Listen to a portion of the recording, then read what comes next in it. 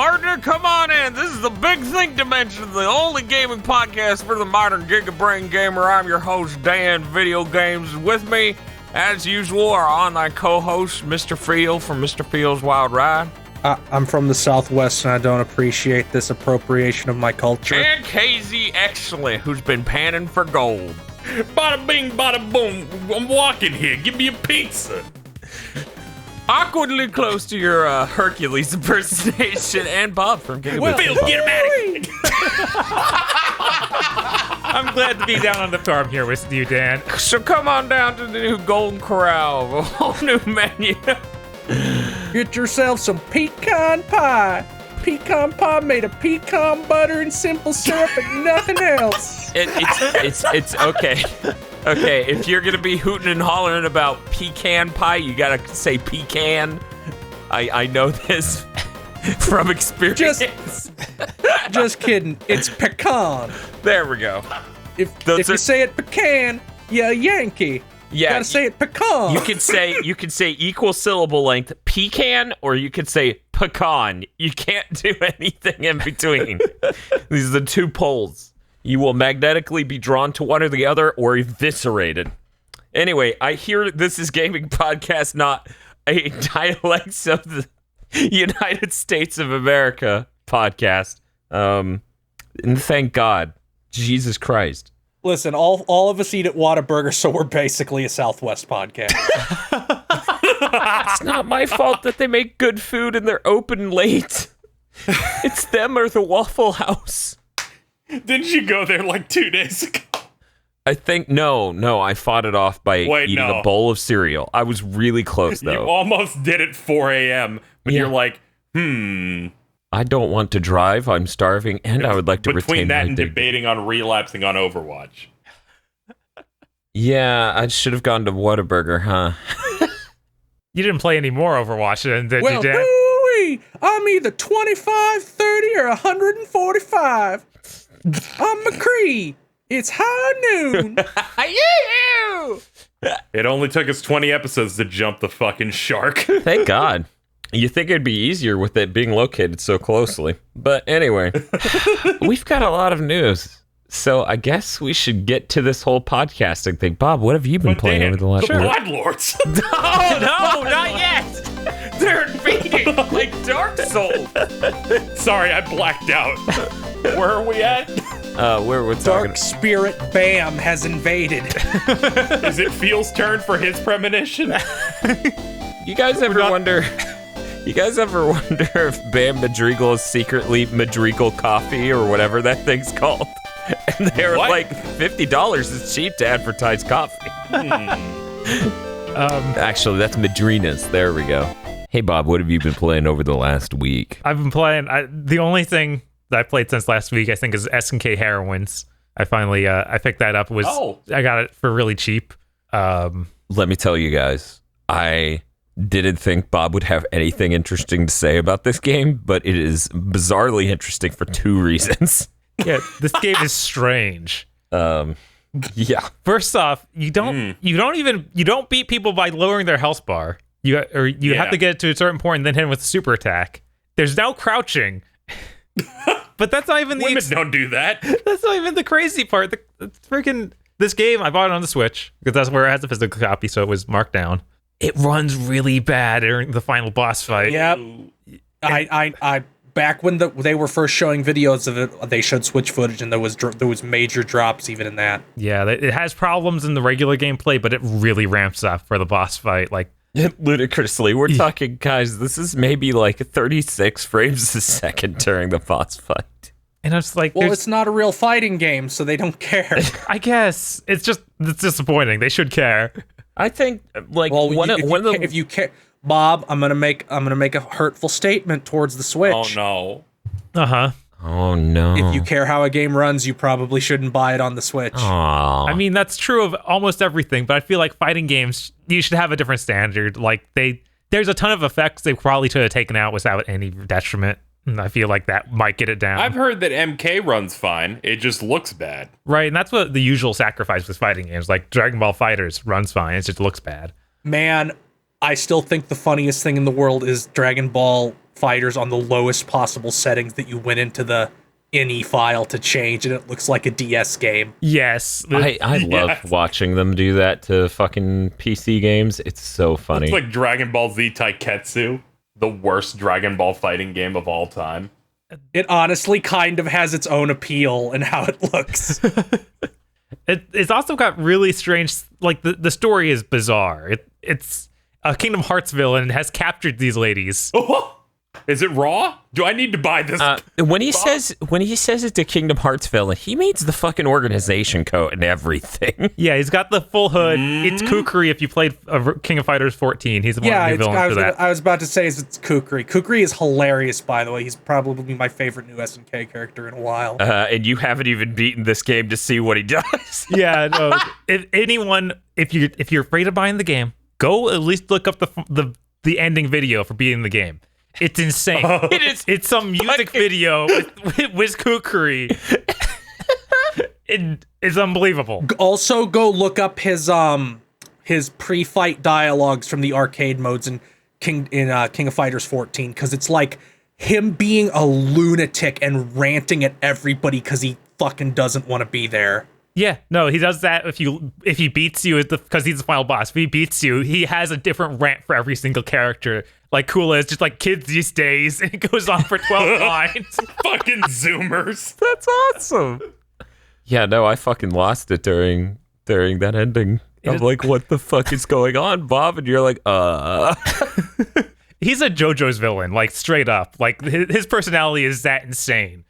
It's good. I mean, one of the cutscenes is him pouring himself a cup of tea, then getting up and doing a dance and ending in a JoJo's pose.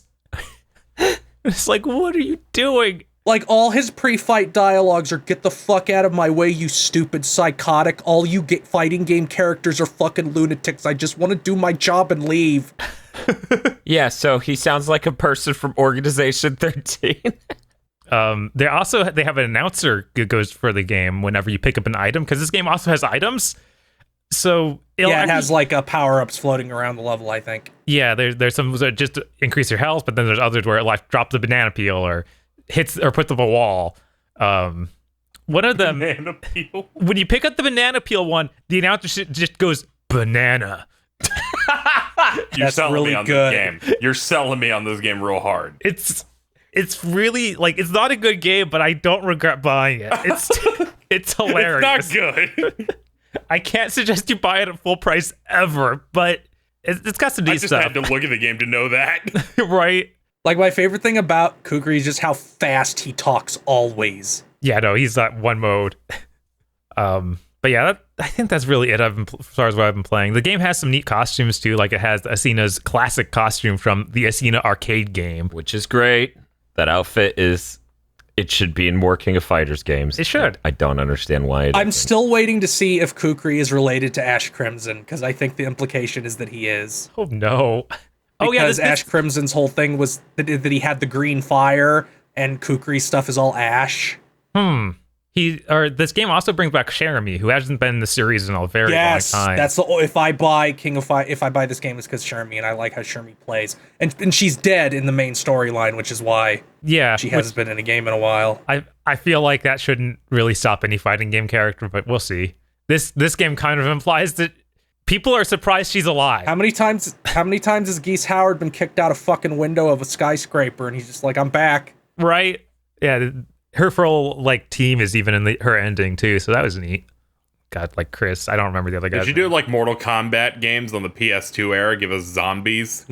Oh no! Wasn't that only one character? That was Liu Kang. You had Kang. zombie Liu Kang in Apocalypse. Right? You could totally do that.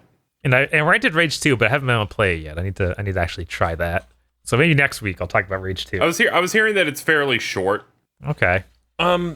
So I played something over the last week. Sure. What do you play, Dan? I played two things which came out of nowhere. One, well, technically this first thing is going to be two things, but whatever. I did a Tony Hawk stream where I played the entirety of Tony Hawk Pro Skater 3 and then half of Tony Hawk Pro Skater 4. I went to bed and you were still going. Yeah, this is good. You know, I went to bed at 7 a.m. Yeah, it was a good it was a sizable like 6-hour stream of Tony Hawk. Yeah. Good Lord. Following the other Man. stream you just came off of. Yeah, following the 6-hour stream I just came off of. Yeah, Tony Hawk 3 is really solid. It feels so much better than 2 did. And reverting into a manual is such an important technique. Some of the levels in that are really good, but there are a couple where you just the difficulty of it is just landing a specific jump. And one really ultra obtuse goal where it's just like, cause an earthquake in San Fran. And I'm like, how? And then I beat every other goal except for that and the thing you get after you do that. And I'm like, how the fuck am I supposed to do this? Ow. And Chimichururu looks it up and this building that you start in that the camera showed when it said cause an earthquake, these 4 jagged rails are northeast, west, and south. And you grind all of them, and then it causes an earthquake. And I'm like, that is the most fucking obtuse Tony Hawk goal I've ever had to tolerate. Because there was no hint. Like, they don't show someone grabbing the rail and then it's shaking, right? It's just those rails are next to the building. It shows they don't even look that remarkable. They aren't like a special color. They're just black. Sounds terrible. It is terrible. And then there's a couple moments where you just go, I really wish I could get off my skateboard so I could just very easily jump or climb a thing. And they didn't invent that in 4. Most of what they invented in Tony Hawk 4 is like completely changing the goal structure, which I'll go into in a second. Land tricks, so you can do a manual and do a bunch of tricks off of that.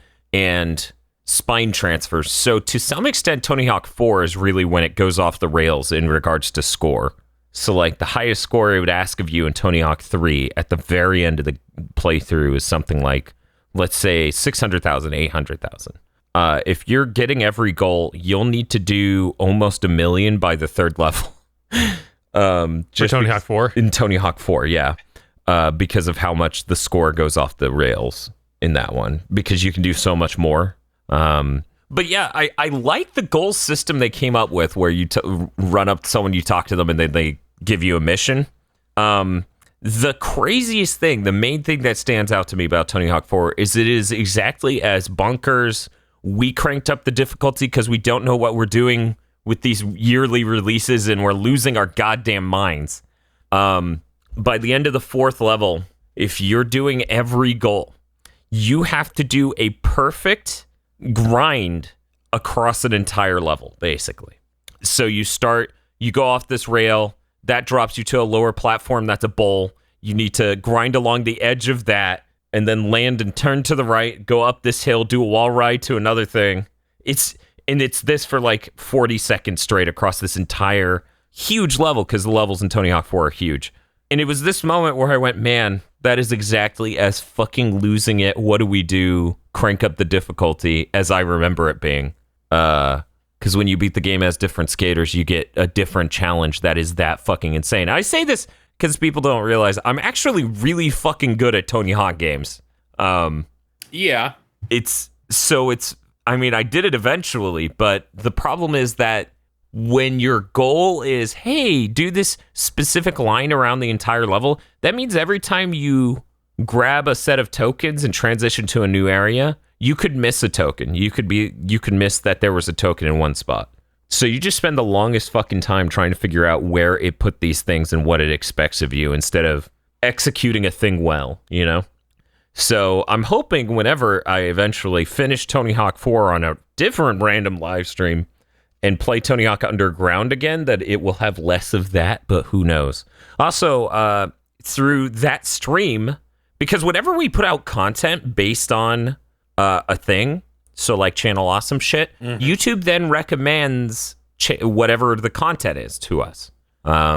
So I've been seeing a lot of Channel Awesome shit ever since we did that cursed content stuff, so I'm thrilled. Anyway, Lucky. It introduced me to a YouTube channel called Rad Rat, and they do skating videos, like real ass skating videos, like the history of who invented a move, what specific terms mean, and the guy eventually did go through and review every single Tony Hawk game. I watched his entire gameplay, like his entire review for Tony Hawk Underground 1, Bob. Yeah. He didn't use the midair getting off your skateboard trick once. because the distinction, the reason why I consistently hold Tony Hawk Underground 1 as the best Tony Hawk is because it's the most broken. And in midair, if you get off your skateboard, you now control completely differently. And as long as you push the stick in the direction you want to go, you will laterally fly in that direction. Yep. Your entire momentum up until this moment is a fucking footnote. It does not matter. So I didn't see him do that once in that entire fucking video. And I was like, wow, that must be miserable. Playing that game without gaming it like that. But an unhealthy side effect of watching all of his reviews. I got to his reviews of the game Skate, and I think I'm interested. Okay. I mean, that's not that bad. I was like, did Dango buy a skateboard? Yeah, we got that slow-mo camera. We need to go get a fisheye lens and film our skate video, Bob. Are you? All those are on Xbox One's backwards compat, aren't they? Yeah, I'm pretty sure. So wait, Skate. Yes. Yeah, I think that's right. The beauty of not having a guy's name on the box. Yeah. If any Tony Hawk game ever got put on Xbox back compat, I think Dan would just ascend. It's true. Wings would start springing out of his back. I can't even fucking imagine Tony Hawk Project 8 or Proving Grounds running well. They run so bad. What was it, that YouTube channel reviewer, he reviewed Project 8 and he's like, honestly, maybe the Xbox original version's better.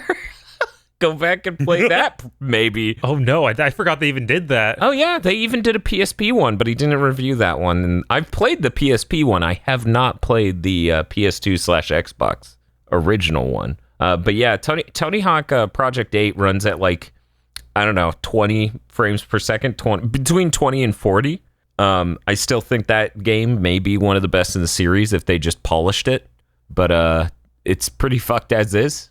It's really weird watching a video of a guy who's reviewed every Tony Hawk game, got into skating because of Tony Hawk, and so he has had this long-term connection with the series, and then being better at that game than him. It's like if you ran into an Ease channel, right, where it's just all about Ease, and then the guy wasn't like unbelievably good at Ease. He was just kind of mid. I mean, you can be a really big fan of a series without being like speedrunner tier at it, I think. Yeah, but here's the thing. I played Tony Hawk Online back in the day, so I never thought of myself as exceptional at it because I saw those deities that I had to battle with. It's like, hey, asshole, the time ran up a minute ago, land. Make me. And it was like, God damn it. I mean, I remember I bought a headset just to complain. Oh, wait, it was a USB I'm just keyboard. imagining now like two Greek gods with like Orichalcum skateboards just laughing at Dan. Yeah, basically, that's how it felt. Because it's like, and the worst part is when you do, if I remember correctly, you could do network to online 8-player graffiti mode. So that way... Look at this level. Oh, there's so many various colors, such diversity. And then the guy would land his trick and everything turns red. Everything turns his color because he did a 16 million combo across the entire motherfucking level. But yeah, I'm looking forward to playing the rest of those, you know, getting my practice in for Tony Hawktober. Tony Hawktober. And I'm realizing that I'm missing. That's happening, isn't it? We'll see how much we can condense it, because the problem is that there are so many portable titles. There's the Wii titles, and then there's the motion control titles. By the way, Bob, we need a dongle for that skateboard. Oh man, do we? Yeah, and the thing's rare as fuck. Apparently goes for $25. What? People just threw out the dongle. Wow, I didn't even think it needed one. Yeah, I didn't either. At all. So that's upsetting. But even on the Xbox? Uh-huh. Okay. On the everything. Jeez. Evidently. Maybe not on the Xbox. Maybe that guy just didn't test it. It was really funny that he was like, I'm gonna review Tony Hawk on the PS3, and I'm like, that version runs worse. And then he's like, I'm gonna review Tony Hawk Proving Ground on the PS3, and I'm like, that also runs worse. And then at one point in one of the many videos, he references, yeah, my 360 red ringed, and I never bought another one. I was like, oh, okay, that explains why you would do that. Dan's like, oh wait, other people use what they have instead of spending hundreds of dollars. There was a moment in a video where he's like, I don't want to spend $25 on a fucking dongle for a game where it's gonna be fucking terrible, and I'll make $10 off the video. And I'm like, that's fair.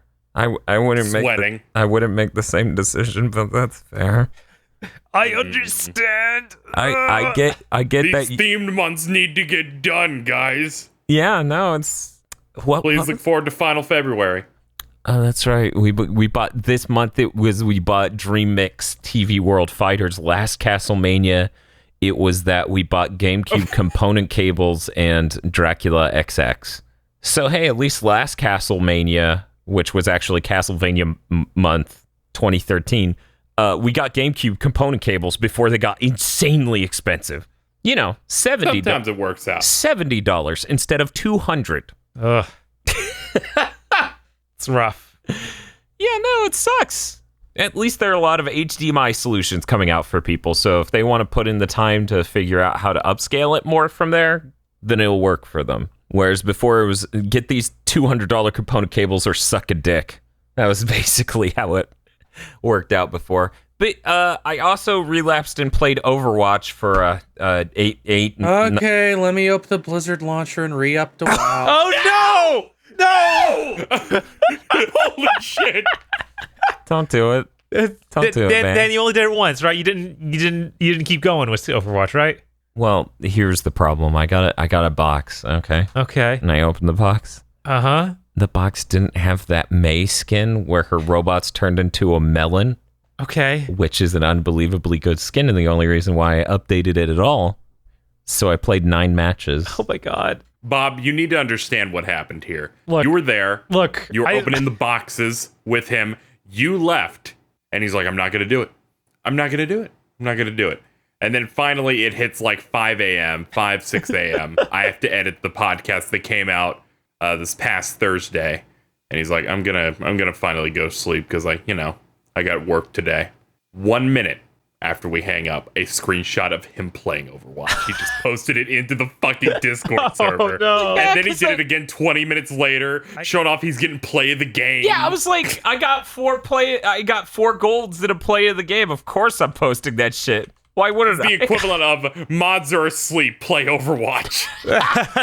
I mean, I woke up the next day and played Overwatch because I also was like, I didn't get the Diva skin. What happened? How did I let this happen? Bob needs a schoolgirl right this instant. I mean, that outfit seems neat. But I tried some of those new modes like that hero swapping one. Was it like every kill you get, you switch hands to a new hero? It's kind of like Gun Game from Call of Duty. And I was like, that I like that mode in Call of Duty, so it was cool to see it here. Also, don't reinstall WoW, please. I've had enough. I wasn't actually going to. That would be a good bit, though. I've seen enough people destroyed by addiction. I don't, because we have mirrors around here. It's fine. Like I've gone back multiple times since the initial addictive burst, and I've been fine. Because I guess the game just got worse, maybe, or maybe I just got over it. But I could go play it right now and it wouldn't bother me. But I don't want to because it's money. Okay, that's good. It's progress. So that's what I've been playing. Tony Hawk and addiction. That's fine because oddly, check this out, Bob. Okay, I beat all of Tony Hawk 3. In less time than I spent on Overwatch. Yeah, that makes sense. Overwatch at the time, vampire. I mean, I had fun at parts. Okay. And it was hilarious because obviously I've been away from the game for over a year now. I've been clean for a while. And in that first match, I'm like, man, aiming, I'm not on top of my game. This isn't the best. And even still, I'm like, my fucking teammates. That's the state of Overwatch. It's amazing, though. It's like, they're like, we need more shields. And I'm like, no, we don't. We need the DPS to do their fucking job. And I'm doing it for them. That's why. Those team-based games feel designed for everybody to hate everybody. Well, yeah, because the problem is that people are better and worse at certain things. And some people are good at no things. That's why I got to switch to just doing the co-op modes. Also, it's so fucking like you need to understand that characters have weaknesses and strengths, and you need to play to and against those, so that way you can take advantage and turn the tide in your favor, or you could just be the healer. Did you know that Jeff Kaplan said that he didn't expect people to stick with one hero? He didn't expect maining to become a thing, because apparently he's just blind, deaf, and has flippers for hands. Yeah, I don't understand like how you could think that. Jim Ratgazer has only played 2 characters ever. That's how it works. Mercy and May. It has nothing to do with cup size, I assure you. Uh-huh. Okay, it might have something to do with. Just maybe. Feel, what have you been playing over the last week? Okay, I played a bunch of things. Let's go through these. I played Guacamelee 2. I'm sorry. No, Bob's right. I thought Yeah, me Bob, doing the that's groan was correct. mean, and then Bob comes in here and he says, sorry. I saw Bob, him that on was Twitter. vicious. I saw him what he was posting on Twitter. I understand. I played the first game. Oh, okay. I thought The this was first going to be a game I moment where liked. Bob says something vicious and then everyone attributes it to Dan. Yeah, no, it's still gonna happen anyways. Hey, Guacamelee is fine. I enjoyed Guacamelee. I didn't enjoy it enough to just play it again, which is what 2 is. Yeah. Have you ever played a game where it's like, we don't know how to build upon what we had, so let's give up and make another set of gameplay parallel to it? No, I didn't buy Shank 2. Mario, the Lost Levels.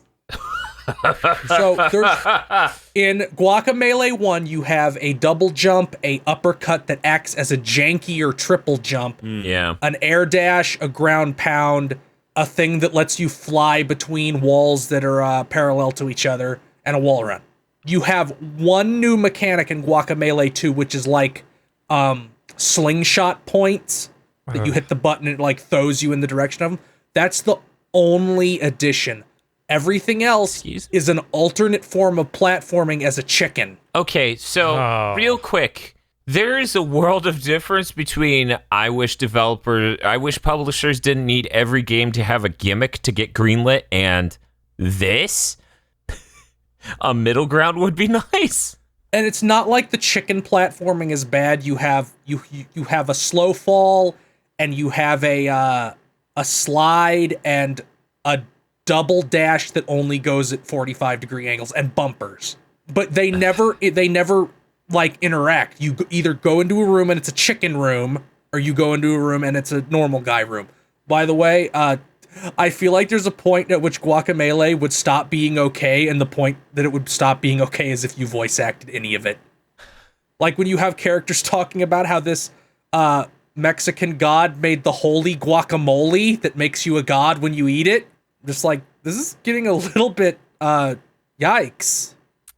Ethnic diversity. I This is feel how like you do going it, right? Too cartoonish.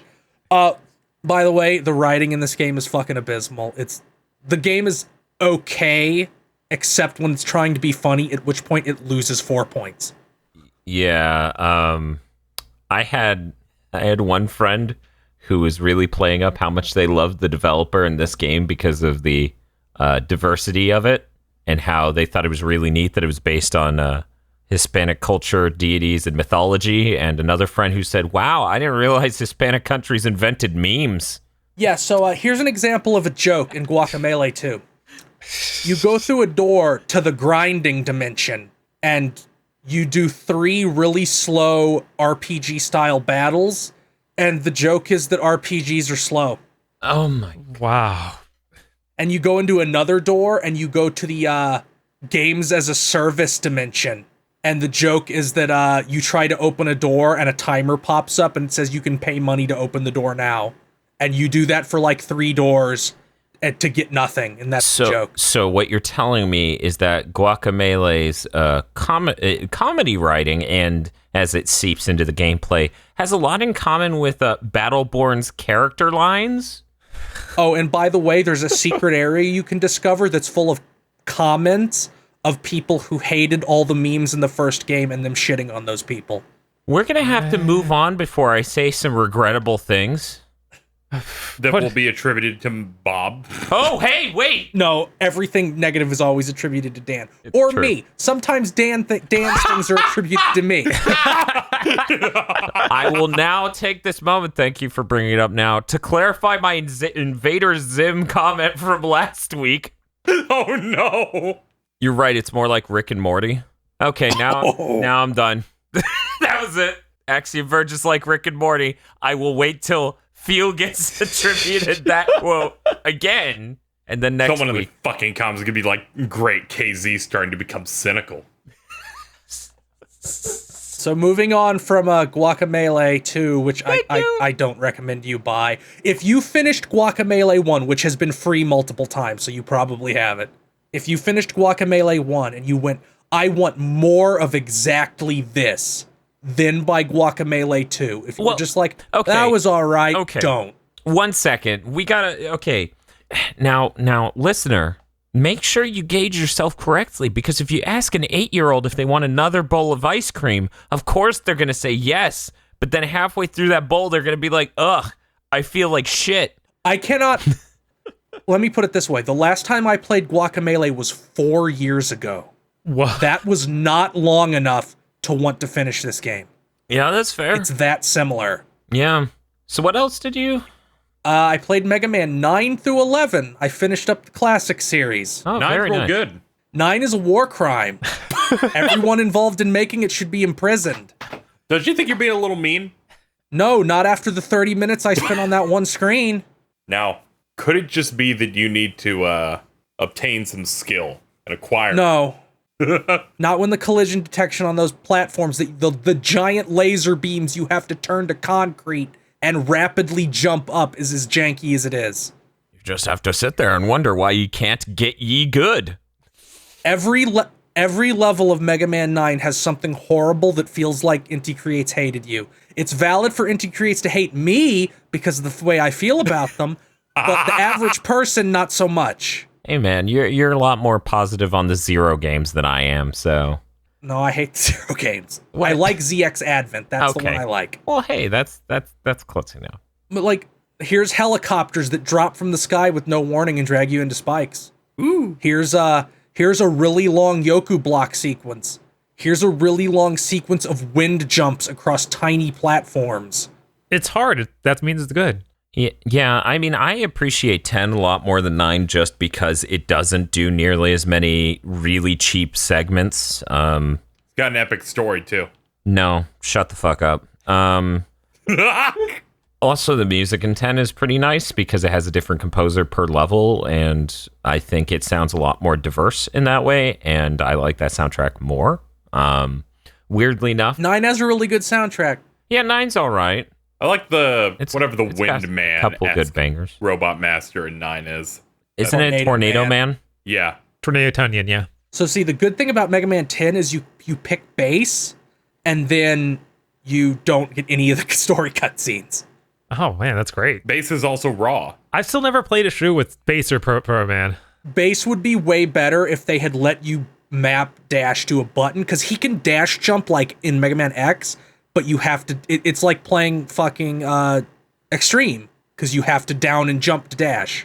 So it's not as good as it could be because of that. I really wish, at least for the collections, they had let you map that to a button.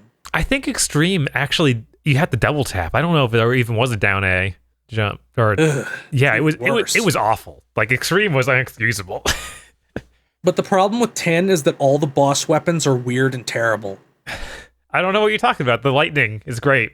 There's the lightning where the cloud does no damage, so you have to shoot this cloud that floats forward and then up, and if anything touches it, it's gone. And then it waits a second and shoots a lightning bolt straight down, and that's what you have to hit them with. I still remember when I accidentally destroyed my entire meter of that, because it has a rapid fire button. So you rapid fire it next to a boss, and it's just gone. Because it'll hit the boss with the cloud. Or the missile that changes direction if you press directions after you fired it, and the only thing that actually does damage is the shock wave after it hits a wall. I mean, that's conceptually cool. Most of the weapons are really bad, and it has one of the worst shields in the series. A shield that doesn't block anything. It just goes away and you get owned. coming off 9, which 9 has really powerful boss weapons. If nothing else, 9 has the second strongest boss weapons in the series. Huh. And then I played 11. 11 is still good. I should probably read my Mega Man tier list now to upset everyone. Oh, okay. Here goes. Okay, in the S tier, you got 3, 11, and 7. 7's a little iffy, but okay. In the A tier, you got 5, 6. Yeah, 5 and 6 in the A tier. In the B tier, you got 4, 2, and 10. And then in the bottom tier, you have everything else that I forget. There's 11 of these. I should have written this down. Basically, what I'm saying is the best 3 are 7, 11, and 3. I don't know what order, but those are my favorites. I agree with some of these. Other than Mega Man, Final Fantasy VII has continued. I got to Shinra's HQ. Boy, am I excited for that remake. Mm-hmm. They better give me Keyblade Graveyard levels of breakdowns when the plate falls and crushes that entire city. Like, Barrett has a breakdown and starts shooting the rubble screaming. That better be good. Yeah, it's always a hard thing to actually pull off, right? And I think they will. Just make them cry. I want to see them cry. Why would you want to play a video game where they cry? That's one of the few major AAA studios where I'm like, yeah, they do that. They have no problem doing that. And that's all I played. Naughty Dog would have them cry. No, they wouldn't. Naughty Dog would have them cry, be gay, and make out as an E3 trailer. Cry Oh yeah, the some girls more. can cry. Men aren't allowed to cry, though. I think Joel shed one tear. I'm trying to... I'm pretty sure Joel cried. Nathan Drake. That guy's think too Joel stupid to cry. I'm trying to remember with Uncharted 4. I feel like there was some scene with... Girls are allowed to cry. Men are only allowed to brood and get violent. Those are the rules. Are we talking about games or life? I'm talking... I think maybe well, Nathan Drake did it in 3? I think one kind of leads into the other. You're only allowed to cry if you're in Kingdom Hearts or Yakuza. And Yakuza is the karaoke segment. No, Kiryu cries at least once in like most of those. No, I'm just thinking of that part of the one song where he's really sad. Yeah, that's a good one.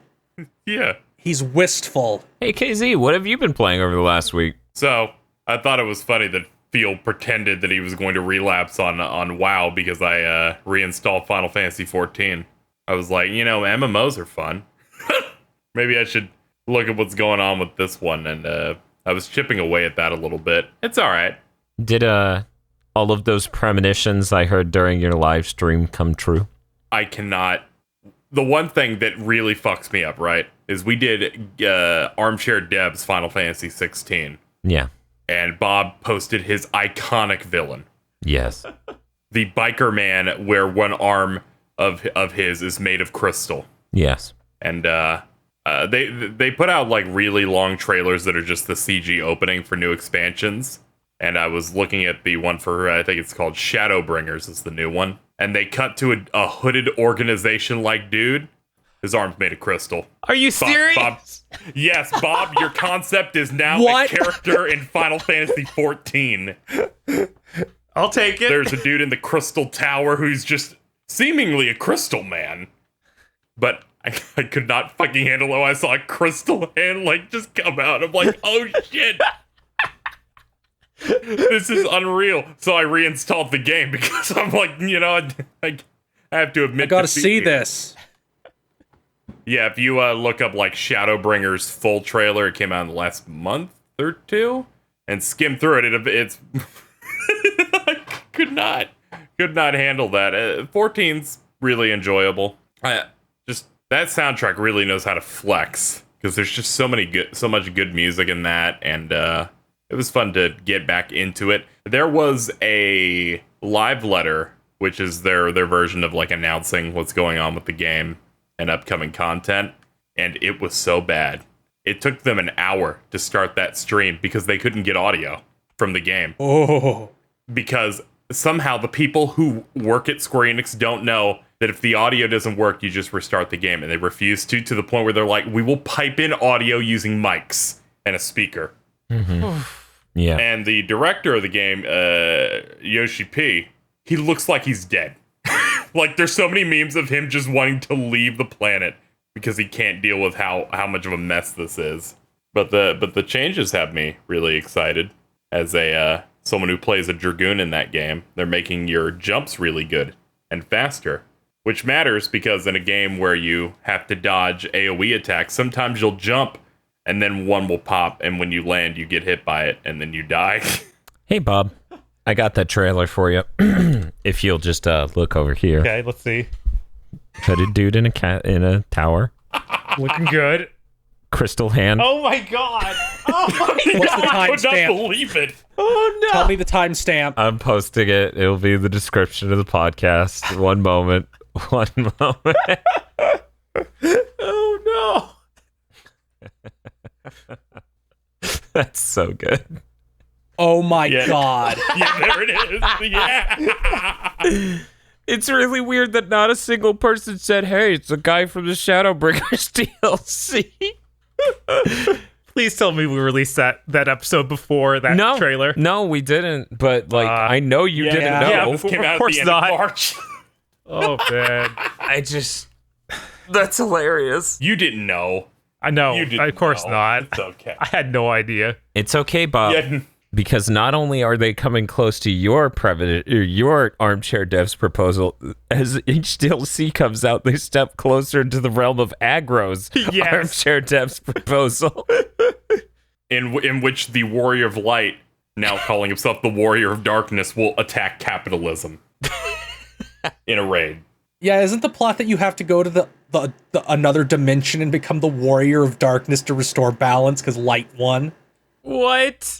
Well, in this trailer, they do a cool thing where all the CG trailers for 14 since the very beginning have a main character guy who is a different job class, and he kind of just changes jobs whenever a new expansion comes out. And this one shows him trying every one of them and getting owned throughout the whole thing. And then the narration goes, you must become the Warrior of Darkness. And he goes Dark Knight and fucking rips the sky open. It's very raw. I'm moderately excited for it. I'm very behind though. So I don't think I'll be playing the new stuff at launch. But it's enjoyable. I haven't reached that stage where I have any desire to play more than like 2 hours at a time. But I'll probably hit that dark point potentially. Aside from MMOs, I played Team Sonic Racing. Oh, cool. How is that? It is great. I've been having a great time with it. They got rid of all the transformed stuff from the previous game, so it's just cars. Good. It's, only Sonic characters, but they have the team aspect Also where good. Even if you win, if your team was really bad, you could potentially still lose the race because they score you up, like that one Mario Kart mode.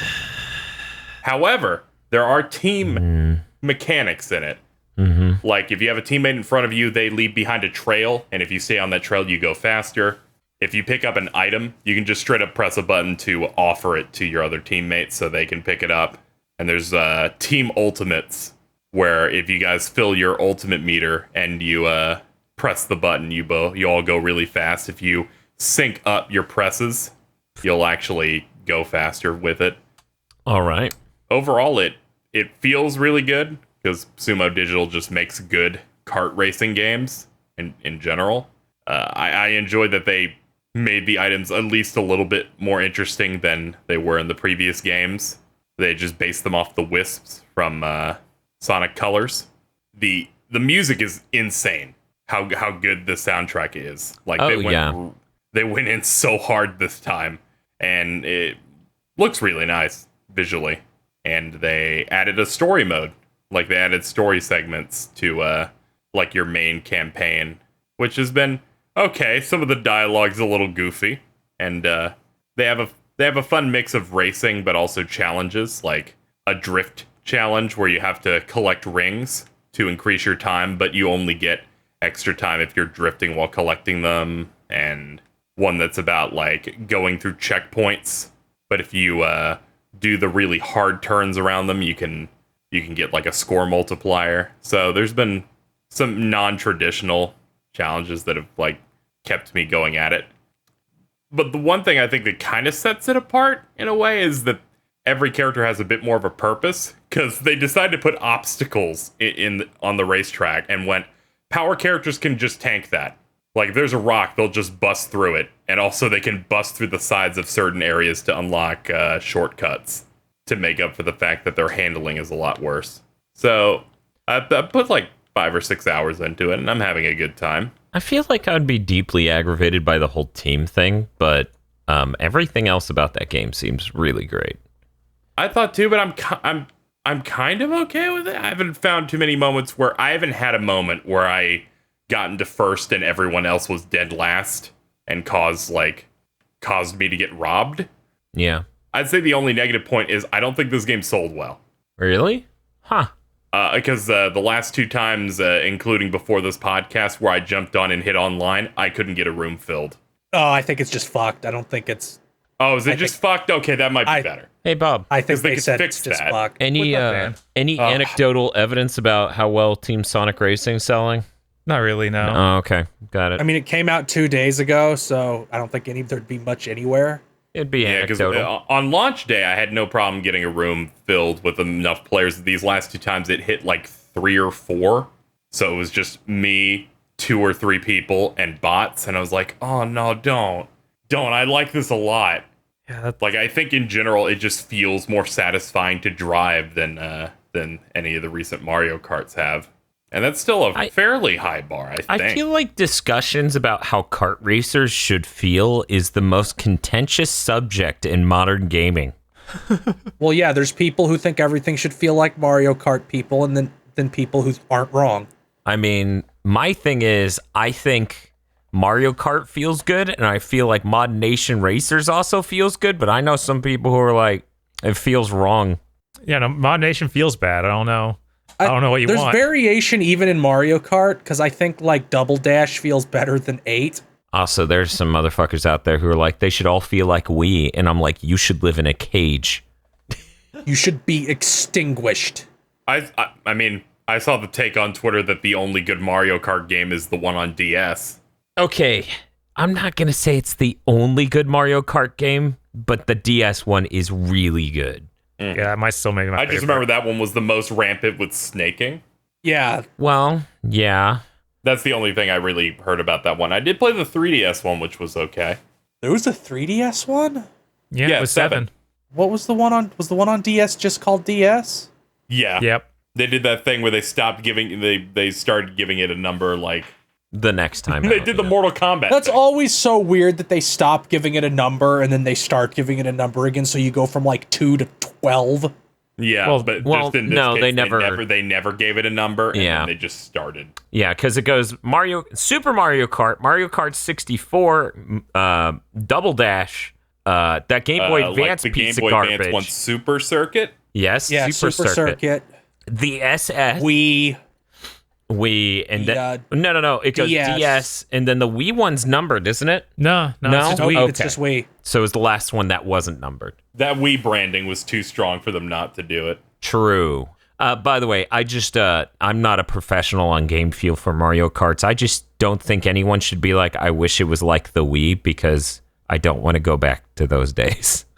I drive in this, and when I do that drift, or you're going off a ramp and you're flicking the stick up and down to like do a trick, and it all just feels correct. Yeah, it looks good. It looks like how Mod Nation Racers controls, which is good. Mm-hmm. There's like just the right amount of speed. I'm baiting For Bob. Bob hates how Mod Nation feels.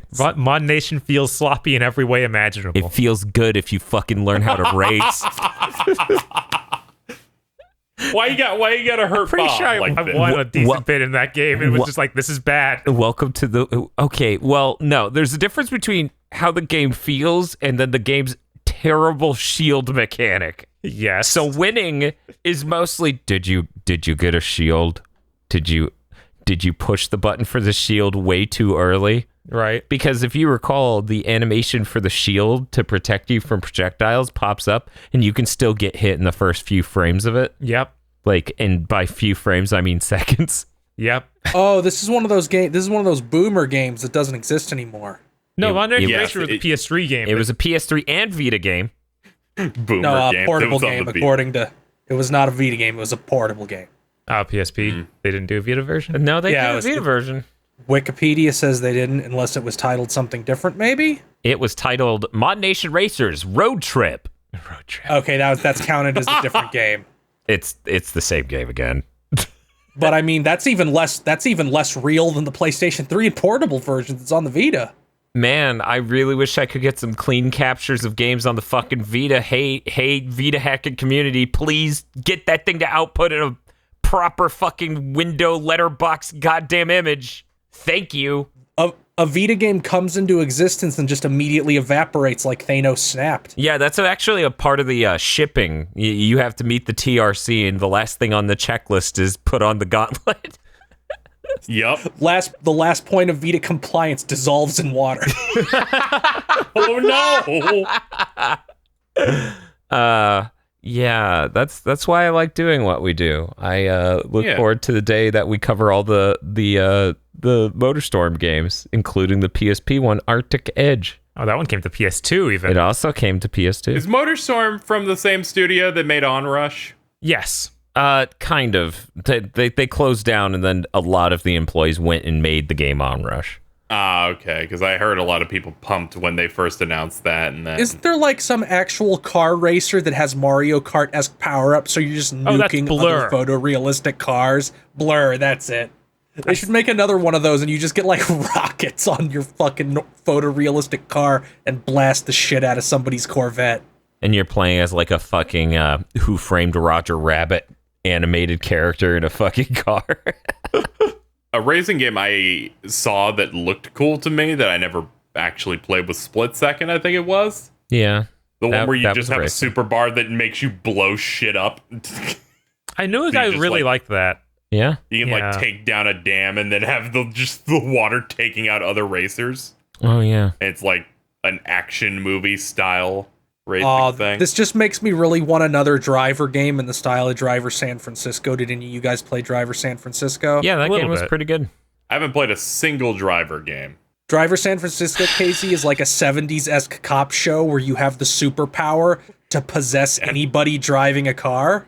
Mm-hmm. And the moment that game clicks is the moment when you realize you can win a race by possessing a semi-truck down the road from the race and erasing your competitors from history with it. Wow.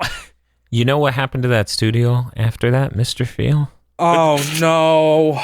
They're part of the 1,000-man team making your Watch Dogs games. Of course they are. Sad. Hey man, That's next where, Watch Dogs. That's where Reflections is now. Please be if I remember excited. correctly. Watch Dogs 3 better just be Driver. There are murmurings about it being in the UK. You got to get your car license. Core? Yeah, core license. Okay. Yeah, it looks like they also are working on Tom Clancy's The Division 2, and they also worked on Far Cry 5, and they also worked on South Park: The Fractured Butthole. And they also worked, I played The Fractured Butthole. They also worked on Ghost Recon Wildlands, and they also worked on Watch Dogs 2. They are just also worked on gutted The Division. studio. God, the names They're are a still gutted there. studio that's like, we need bodies. Yeah, no, they're bodies for the pyre. Bodies. That's true. And they made 2015's Just Dance. Ubisoft is depressing. Ubisoft is depressing. It is. But yeah, that's all I've been playing. Team Sonic Racing is great. Its dialogue is awesome. Sonic called Silver and also ran. It's true. People got mad and said it was bad localization because that's a term nobody's ever used before. What? Yeah. What? What are you talking about? The iconic Kingdom Hearts game, Kingdom Hearts 3, included the term also ran in it.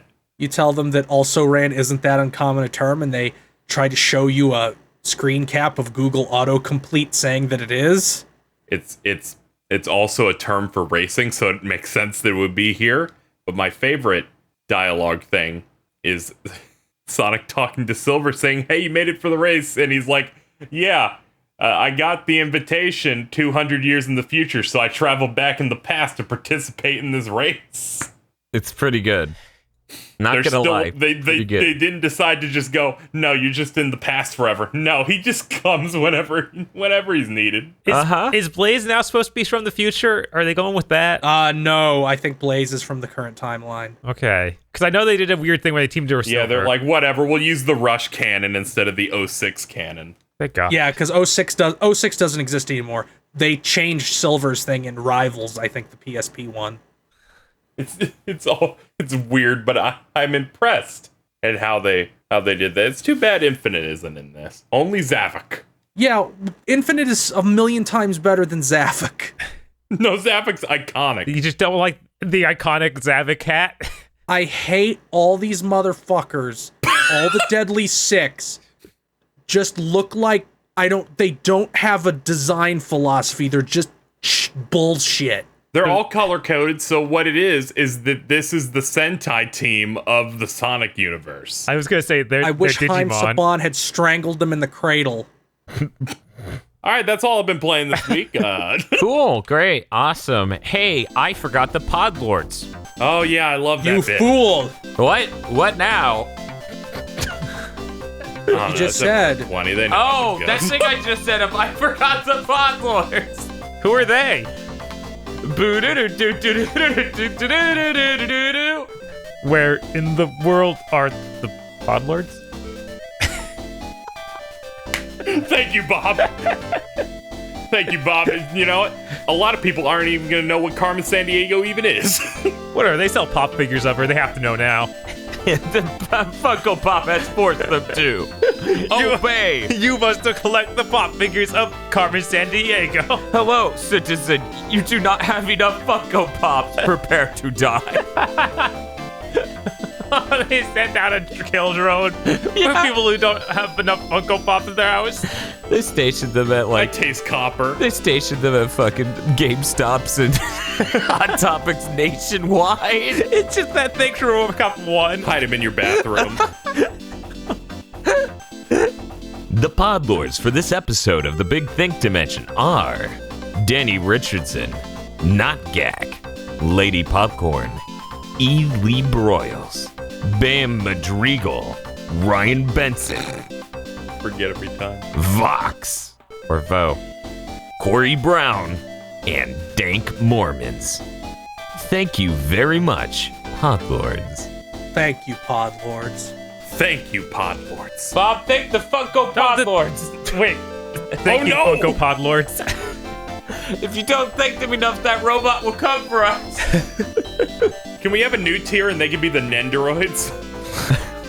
Yeah, it costs 4 times as much, but you don't feel dirty. Hey, it'll work. It'll get us to that Dragon Ball podcast. Oh yeah, Dragon Ball podcast. Oh, yeah, I guess we should talk about that again for anyone who missed last week.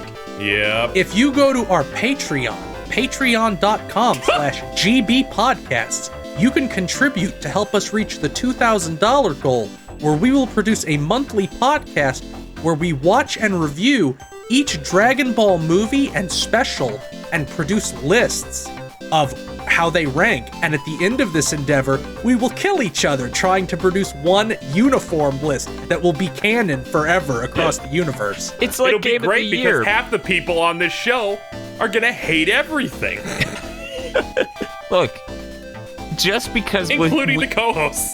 just because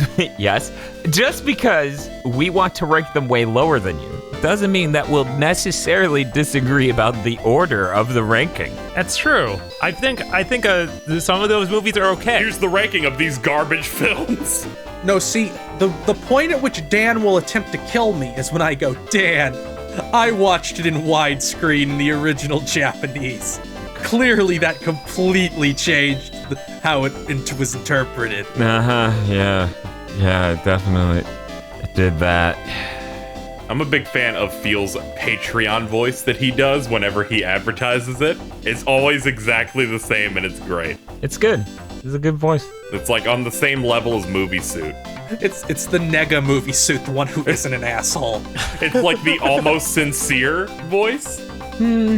Yeah, it comes off as sincere. I feel like the opposite of Movie Suit should be like the Vlog Brothers. You should start hearing whistling in the background, and Mr. Feel would be like, this video was possible because of the awesome people over at patreon.com/gbpodcast. If you become a patron of ours today, you can help us continue to make great videos like these. Well, thank you for coming by, and remember to be awesome. And then he would slide away in a fucking chair. Can it be like marinara or what? Remember to be Kino. Remember to be badass, and then I put on my Gearbox badass shades. Oh no. Allegedly. Remember to be bacon culture, and then he slides away. I like bacon. I like culture. Nah, I'm lying. I hate culture. So we've got some news. Yeah, please, let's get to the fucking news. I just looked so at the time. much. Oh, There's no. so much. Nah, Oh, it's been a slow week for news, you guys. Wrong. Let me go ahead and get my stuff out of the way because that'll make it way easier for me and exclusively me. Which is my way of saying if we don't finish on time, I'll just walk. Let's see. So I stole a news story from Phil because I care a lot about it. The OUYA dies on June 25th. oh no! The OUYA died long ago. You say I that. thought You I am say that. stunned it lived this long. Yeah, no, Razer bought the store and all the rights to it, which upset every fucking dev on the OUYA platform. They're like, guys, we wanted to be on OUYA. We didn't want to be on a random Android store in China. Wow. Yeah, because Razer bought it and then put all those games on a fucking like Razer store in China. And every dev was like, fuck you, man. This isn't what we signed up for. We signed up for the revolution, not to be, sold to the man in China, man. And then they were like, okay, fine. You can try to appeal this, I guess, and just send in this obnoxious form and all this shit. And maybe we won't fucking sell your game in China against your will. Did you guys ever do the OUYA survey that was when the Kickstarter was going? No. What? When I did that survey, I knew this fucking thing was doomed. Oh, what was Because one of the survey? questions Pledge was to the OUYA? no, it was free. You didn't have to pledge to it. Oh. It was like, which of these games would you like to see on the OUYA? 5 games the OUYA could in no universe run. One of them was Skyrim. Oh, yeah. I heard about that, actually, yeah. It was basically like, here's 5 modern games this thing will never be able to run.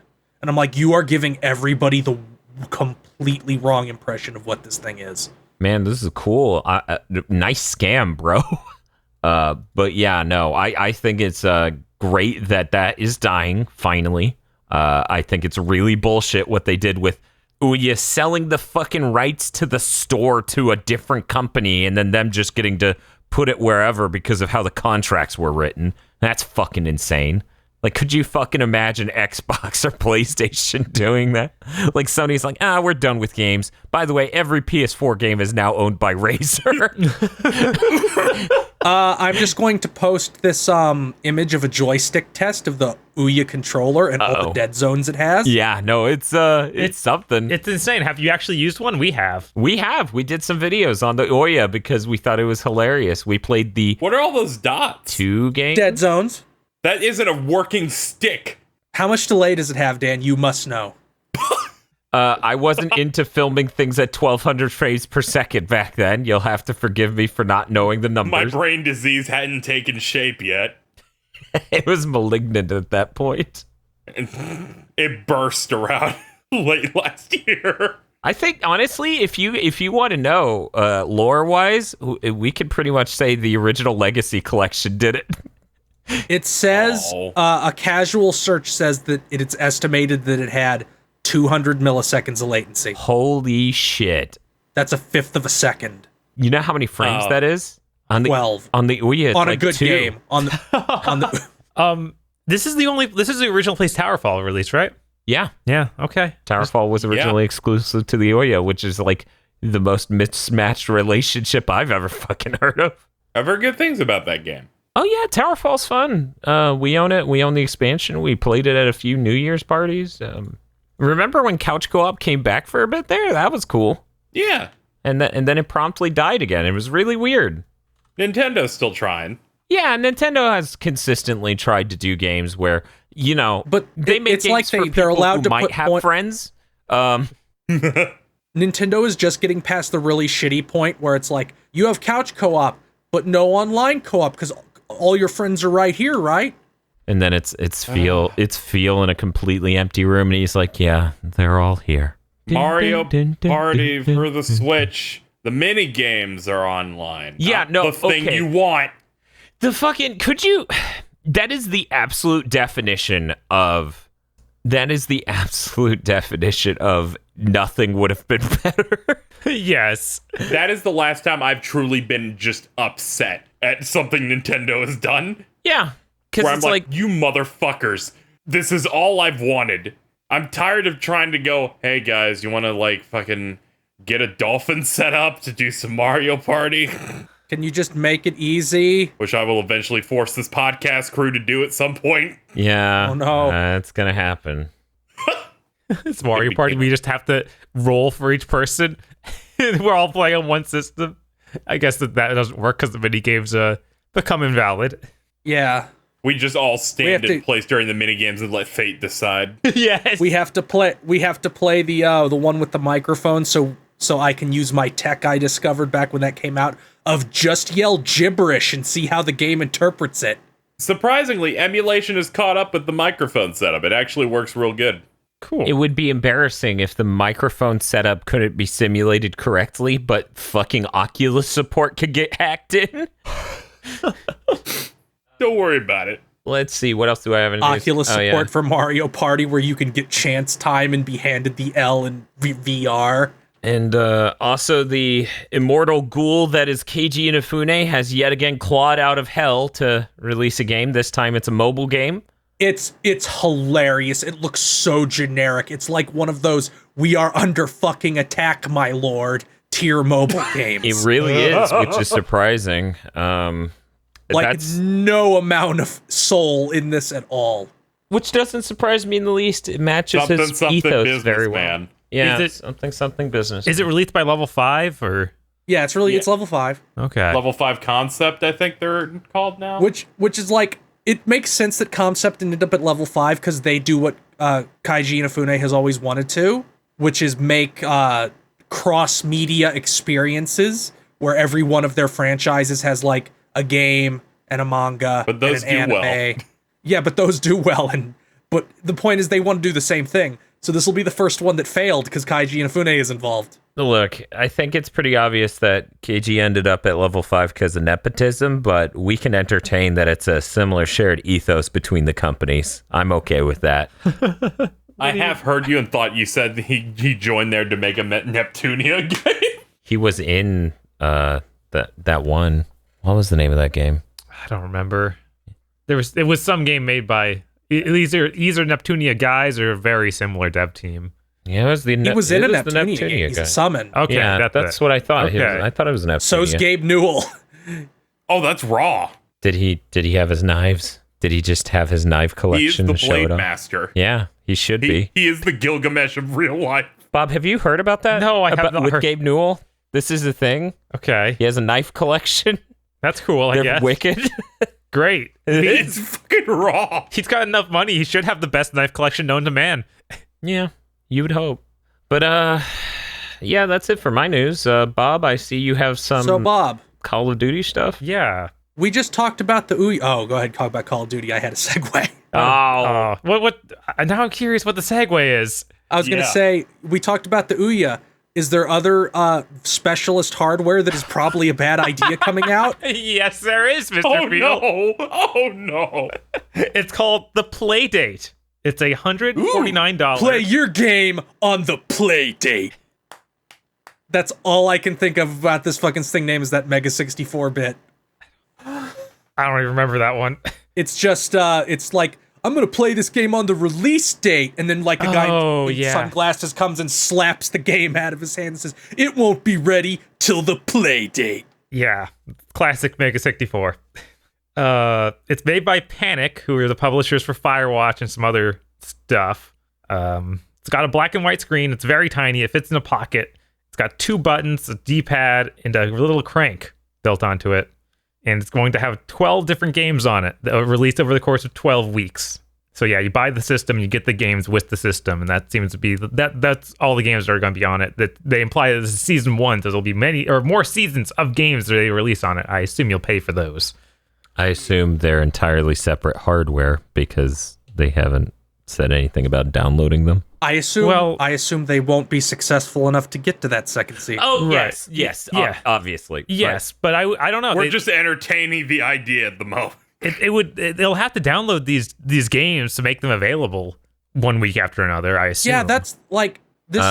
No, you can have an internal Dan, clock that unlocks it. I'm not a tech, but people would have it unlocked in 30 seconds. yeah. Unless it was from turn-on date. I feel like even that they could hack around. Like super easily. Anything you can hack around. The games are on it. You can fucking hack around it. I don't think they're worried about people unlocking Week 12's game on Week 1 because they hacked it. They'll be like, they went against the ethos of it. They cheated themselves. I think that's what they're gonna do. Oh man, if that could I don't know. You I think this thing is going to have a maintaining servers so that way their micro device that's insanely overpowered can properly unlock games on schedule. That is, this thing's already so stupid. Sure, Yeah, that is. yeah, I mean, this they thing is probably already built stupid. in fucking Wi-Fi so it can fucking do that. it's $150. It better have Wi-Fi. Dude, it's Now, I $150. The thing comes with like a sense of like, it's a coffee book but a portable. That's all it is. I thought this thing was a joke. Yeah, no, I didn't think it was real until I looked at. I saw the crank and thought this was an Onion article. I haven't even seen it. I just saw you listed here, and I went, "This doesn't seem like a good idea." Imagine a Game Boy, but half the size. In like Link, they just Game Boy's cut a Game small. Boy in half, and then there's a little tiny like fishing reel crank on the side. And here's the thing: if that crank feels good, that's neat. I don't think it will. What year is it? They listed like the people developing the crank for them, and I was like, okay, they seem confident in this crank. I went and looked at who's making this. I don't know how to say what they make without sounding mean. Okay. Don't you think you're being hypothetically mean? If I tried, okay. Is there like a nice term for douchebag engineering toys for tech dudes? You did it. That's it. That's as nice as it gets. Also, they make a $550, a $600 synthesizer, like a portable instrument synthesizer that you hit buttons on and it makes noises. Okay. That's neat. Yeah, this thing's really overpriced because it's not made by a traditional hardware company, and they're packing in 12 games for $150 fucking dollars. What do you think the profit margins on this thing is? Fucking Massive. insane. Stick but with that it's Genesis good Mini. Christ. Insanely high or insanely low? Insanely high, dude. Fucking. It's a black and white LCD. It's a black and white LCD on a platform that has barely any processing power. It is undoubtedly going to be. I would be shocked if it was only 50% margin. They don't want to talk about the games at all because that's the whole thing. They're like they're like we're keeping these games a secret. There's to surprise you and delight you. Also, anyone who's going to throw this clip at me next year when we have one, I just want you to know, just because I think a thing's fucking stupid doesn't mean I don't want to immortalize it as fucking stupid. I'm glad you called your shot. Look, man. And that has games made by top game designers. We have Keita Takahashi, who did Katamari. So that's cool. That's neat. Zach Gage, who did Spell Tower. Spell Tower's notable, Yeah, but not right. okay. A tower of spells. Bennett Fody, who did Quop. Quap. Dude, Quap, it's that, I could deal with Fody because you and your name thing, but Quap? Quote. Bob's seeing umlauts. He's like, I assume this is German. Also, the bigger game he did is that more people know is Getting Over It, which is You're like you're a dude in a the pot, with you the have to use a hammer. And you, like, climb the mountain. which is based on a really old freeware game called Sexy Hiking that people did YouTube videos about. I don't know that that's more noteworthy than Quap. Quap was a real fucking meme for a hot minute there, but... Yeah, I knew about Quap. I didn't hear about the other one. This one was more recent. But yeah, this was more recent for videos and stuff, so it was everywhere for like at least 3 weeks. But yeah, I feel like there aren't enough buttons on this thing to do Quap. No, I don't think he'll be porting it. Maybe the crank will just... Maybe you do the crank and you have to hold a different direction of button at the same time, so you have to put your handheld down on a surface. at the edge of it so you can This even thing- crank. I'm really trying to find words about this thing that aren't mean-spirited. Yeah, that's no, my it's- constant struggle with things like this, which is why It just, I'm like- the mean one. We got one It more feels- creator. Who is it, Bob? Sean Inman, who did The Last Rocket, which seems to be some iOS game. And most of these seem like iOS developers. And I'm like, okay, maybe It just, if this is the cream of their crop, man, what are the rest of them? I just don't know what, is the point of this. You buy it, and then you're like, I bought this experimental indie device, and you feel smug. Yes. Yes. I was being charitable enough to hope there was another answer. Did you look at the page? The page is advertising this. That's all it was. It was just written in that way that you could tell. You guys, this is exactly what I said. It's a fucking book for your coffee table, but a handheld, so you can take it anywhere and force people into a conversation about it. Yeah. Yeah, I'm looking at this dude's track record, Just Sean Inman. Yeah. Just the our hipster zombies from a previous episode yelling kombucha, running at you with this. Oh no! And here's the thing. I think it's neat. I think it's neat how small it is. I don't appreciate the game model or the price point, but I think the thing itself is neat, and I don't think it's going to succeed. I can't but wait for the think articles about how the dirtbag gamers destroyed this beautiful experiment by not buying it. Good thing you're calling the journalism's industry's shot there, because that is exactly what they're going to do. He'll definitely be like a year later after it fails massively. The gamers didn't buy because they were afraid of it. Dude, this thing is going to have a $90 margin on it. Like, they're going to make an insane amount of money per unit. So even if they sell 8,000, they're gonna be sitting all right. It's upset. It upsets me because I am constantly making the argument that there is still a market for really simple games, and if you can make a handheld that could play that, then that would do well. Like, it's almost like Sony would make a niche for themselves if they could just make a 2D simple fucking thing. But no, that's never been their thing. Yep. What do you think how do you think the developers of these are getting paid? Were they paid in advance, or do you think they get a cut of each? It's a little of both.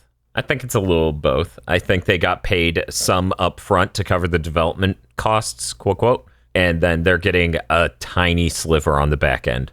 Maybe it's like up front, and then they get a sliver if it reaches a certain amount. Right. That's what I said. I think Dan's is probably closest, where it's like, here's your development costs, you get paid a chunk out of whatever it sells. Yeah, you get paid 25 cents. Ignore the fact that we make $90. Hey, man, that's probably what it is. Yeah, I mean, I wouldn't doubt it. But yeah, so it upsets me that, like, we have this beautiful device for playing, like, really, really fucking simple games. Because the thing looks tiny. The thing looks like it's half the size of an iPhone 5. So it's like Game Boy Micro size. It's like a little square. That. It's perfectly square shaped with a crank on the side. Yeah, so it's bigger than that. Imagine 2 Game Boy Micros. That's what I was thinking. Yeah. Oh, okay. But thinner. Not too bad. Yes. 2 Game Boy Micros, but thinner. A floppy disk. Very relevant, Bob. Yes. People know exactly this size. Bob, I can't even tell you the last time I held a floppy disk. So I'm not even sure I could use that as a good frame of reference. So I'm just going to point this out. I'm looking at this thing. It looks really uncomfortable to hold. Yeah, that's actually my number one concern with it. Of like, I looked at it for a second and went, that looks horrifically uncomfortable. The buttons are too low. That's not what they cared about, though. Yeah, they're more concerned about aesthetics. They are very Steve Jobsian on this front. PushSquare.com with the article, "The PlayStation Vita is dead. Long live Playdate." Oh Wow. my god! I'm looking at all the articles about this are already so pathetic. Kotaku with the article, "Video games should be weirder." Oh, man. Already Yeah, bootlicking. I love us wasting the few deposits of rare earth metals we have left on quirkiness. Ars Technica says, "Why the quirky Playdate portable could succeed where OUYA failed." You know, when you have to draw this comparison to OUYA, it's not a good sign. Also, Bob, I love that you called it bootlicking, whereas the tone of this to me is fart huffing. Yeah, I guess so. I'm looking at it now, finally, and aesthetically I like it, but And that's also where that would stab into my hands after 5 minutes. Well, you'd be done with the game by then, so good. Also, I don't understand. Is that a USB Type-C in the lower right that you're charging it with? Is that what's up, or? That has to be what it is. No, what do you need to plug it in your computer every time a game updates? Like, they add a new game, plug it in your computer. Ooh. That can't real. because there's no way. There is no way. That'd be insane. Because I feel like one of their part of the reason I think it's going to have Wi-Fi, or no, it won't have Wi-Fi. It won't. I don't know. I think one of their angles is going to be games back to a simpler time when you just had to turn it on and play the game. So I don't think you'll have to plug it into a computer. When I first read about this thing, I was super worried. Every week it would delete the old game. Like you would just have one game on it at a time. So, real quick notes here, guys. One, nothing says, we're a hardware company, trust us, like having a shitload of cables on a table and a bunch of your product hooked up to an oscilloscope and then in a different screenshot an Arduino board. You might be trying a bit hard. You might be a little bit less trustworthy when you do that. Two, guys, even if you're interested in this, do not fucking pre-order. Do not pre-order this. I am normally pro pre-order because I find anti-pre-order culture to be obnoxious and out of touch, but And a meme. yeah, it really is. But in this case, you should never back hardware on Kickstarter. You should never pre-order hardware from an untested company. You should even get an iPhone on day one. Like, they can't even fucking make a new mold of iPhone correctly. They can't even make this year's MacBook correctly. So why the fuck would you trust a game publisher to make this portable correctly? Don't fucking pre-order it. I mean, if you're looking for a piece of novelty game hardware to have some fun with, probably pick up that Genesis thing that's coming out. I'm just having a stroke a little bit because I'm imagining the articles from people talking about how good and satisfying the crank feels, coming from the same people who shit on people who are like, I like arcade sticks because of the micro switches in the stick. It feels good.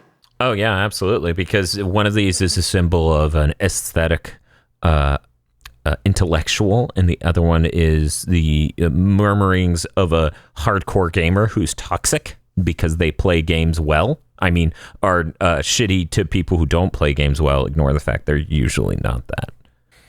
Look, if you think game reviewers should be better at playing games and figuring them out, that probably means you're toxic, okay?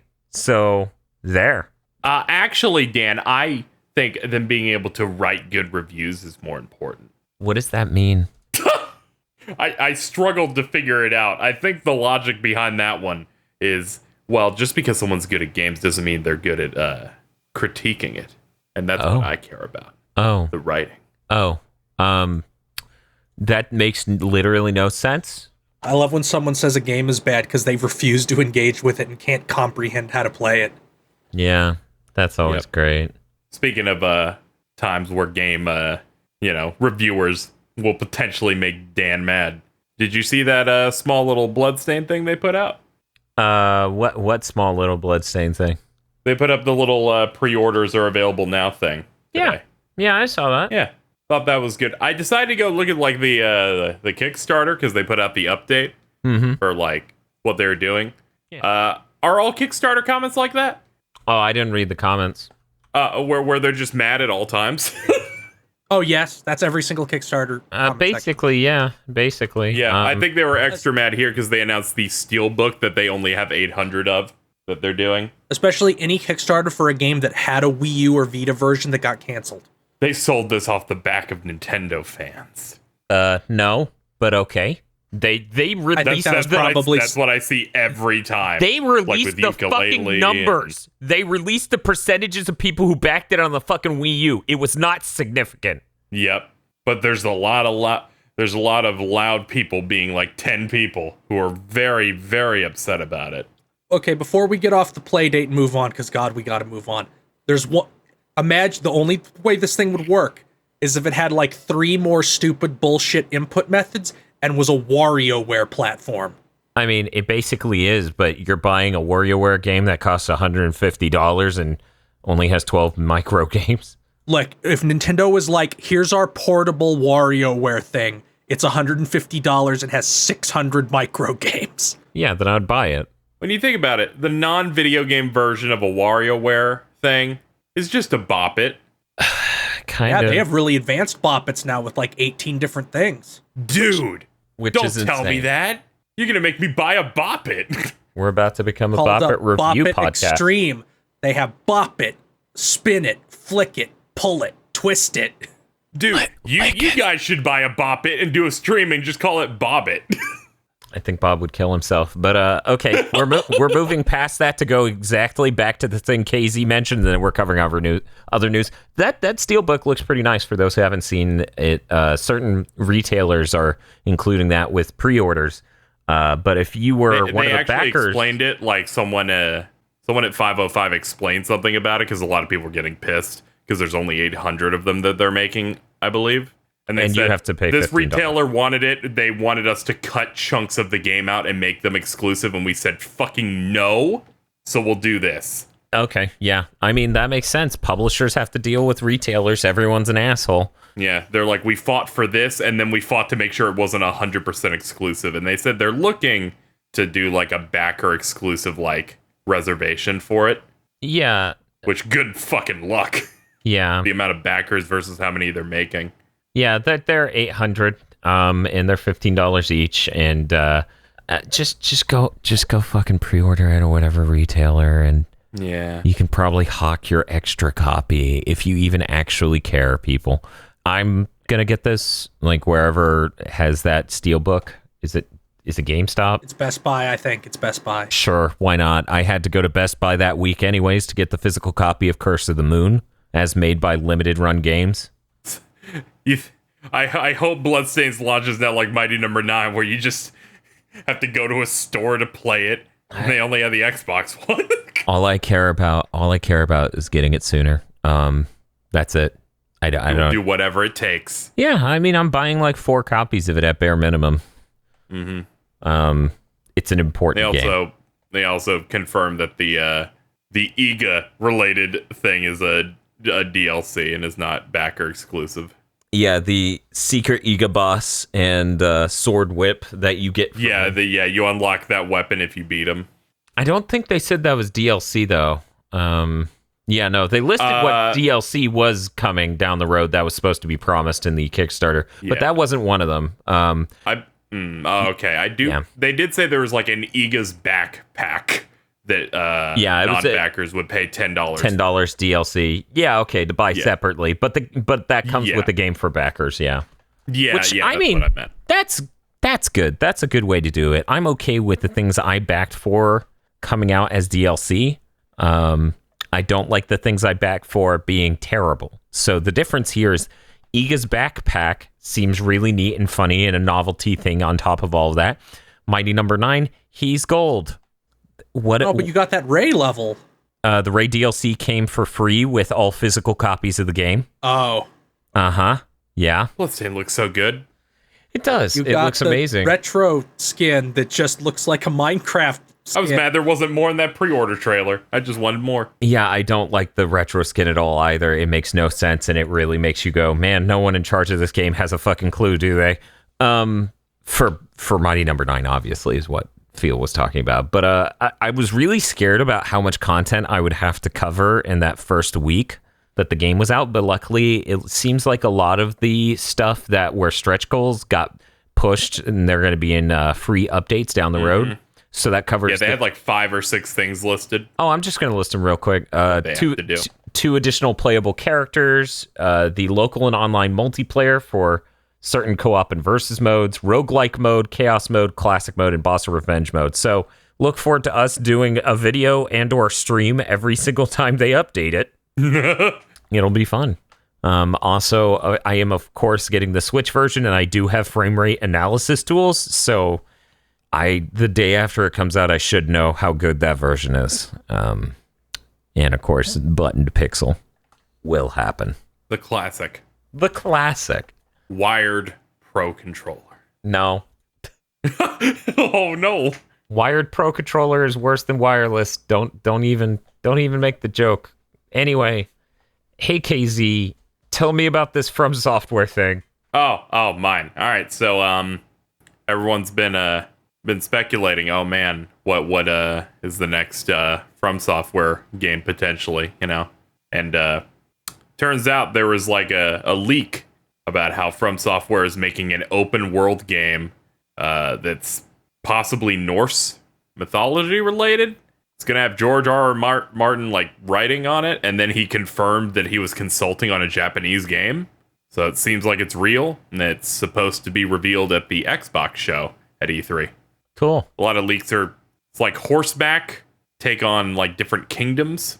One of the leaks is like it's called Great Rune and is Norse themed. But I'm just gonna say that a FromSoft open world game is like finally someone can compete with Bethesda on releasing broken shit. Yeah, I was gonna say that sounds like a nightmare. Like I can't imagine a FromSoft game as an open world game like that. Them trying to do that scale just is going to be terrible. I tried to imagine it, and my imagination crashed. I'm sure it's probably just open world in the sense Sekiro was. I mean, if they want to just call the Dark Souls games open world, they can pretend, I guess. But that's not Dark really Souls 1 at least. I don't think any of the others. I almost want to think it's not open world at all, but just people don't know what open world is anymore. And yeah, they just that's true, because people were like, Nier Automata is open world, and I'm like, no, it's not. It's hub-based. People said Those the aren't the gummy same ship thing. in Kingdom Hearts 3 was open world. I mean, fly anywhere. yeah, I mean, in Kingdom Hearts 3? Yeah. Yeah, it's fucking huge. So, kind of. It's a gigantic fucking level. I mean, Yeah, I feel like there's a bit of a difference between like full on open world, and I just imagine it's just going to be like large little chunks. The Nier guys actually said open world in like developer interviews and stuff. So I marketing in material. marketing material. you mean kind of like how the Destiny people said MMO? Yeah. And that resulted in me getting on a podcast with the guy where I was locked in the room with him, and he said, yeah, it's an MMO. And I go, Halo 3 has 16 players. Is it even more MMO? And he goes, yes. And I go, damn you, I'm stuck in this room with you. Madden is an RPG. You level up in it now. Or when somebody says Guacamelee 2 is a Metroidvania, and I say, no, it isn't. It's a straight fucking line with no exploration. And they go, but they call it that. I love debating they're genres. wrong. I love debating genres.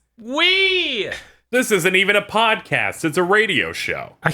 I'm like, there's hardly any writing in FromSoft games. I feel like it's weird that they would get a They famous hired a writer. writer this time. An open world game, Bob, involves many opportunities for atmospheric storytelling. Great. So you see, you'll go into a room and you'll see some corpses, and you'll pick up a sword, and the item description of the sword will be like, the owner of this sword killed his family, and then everyone will clap. I mean, that's what Dark Souls already has. What do they need a writer for? I like writing. I like when they write the words. I certainly hope he has like a fairly big role, because Sekiro's story was really not very exceptional. It was basically just a confusing FromSoft story with cutscenes that didn't make it less confusing. I was like, it's just slightly more than a regular FromSoft game. I did enjoy it for actually having a story this time instead of not having one.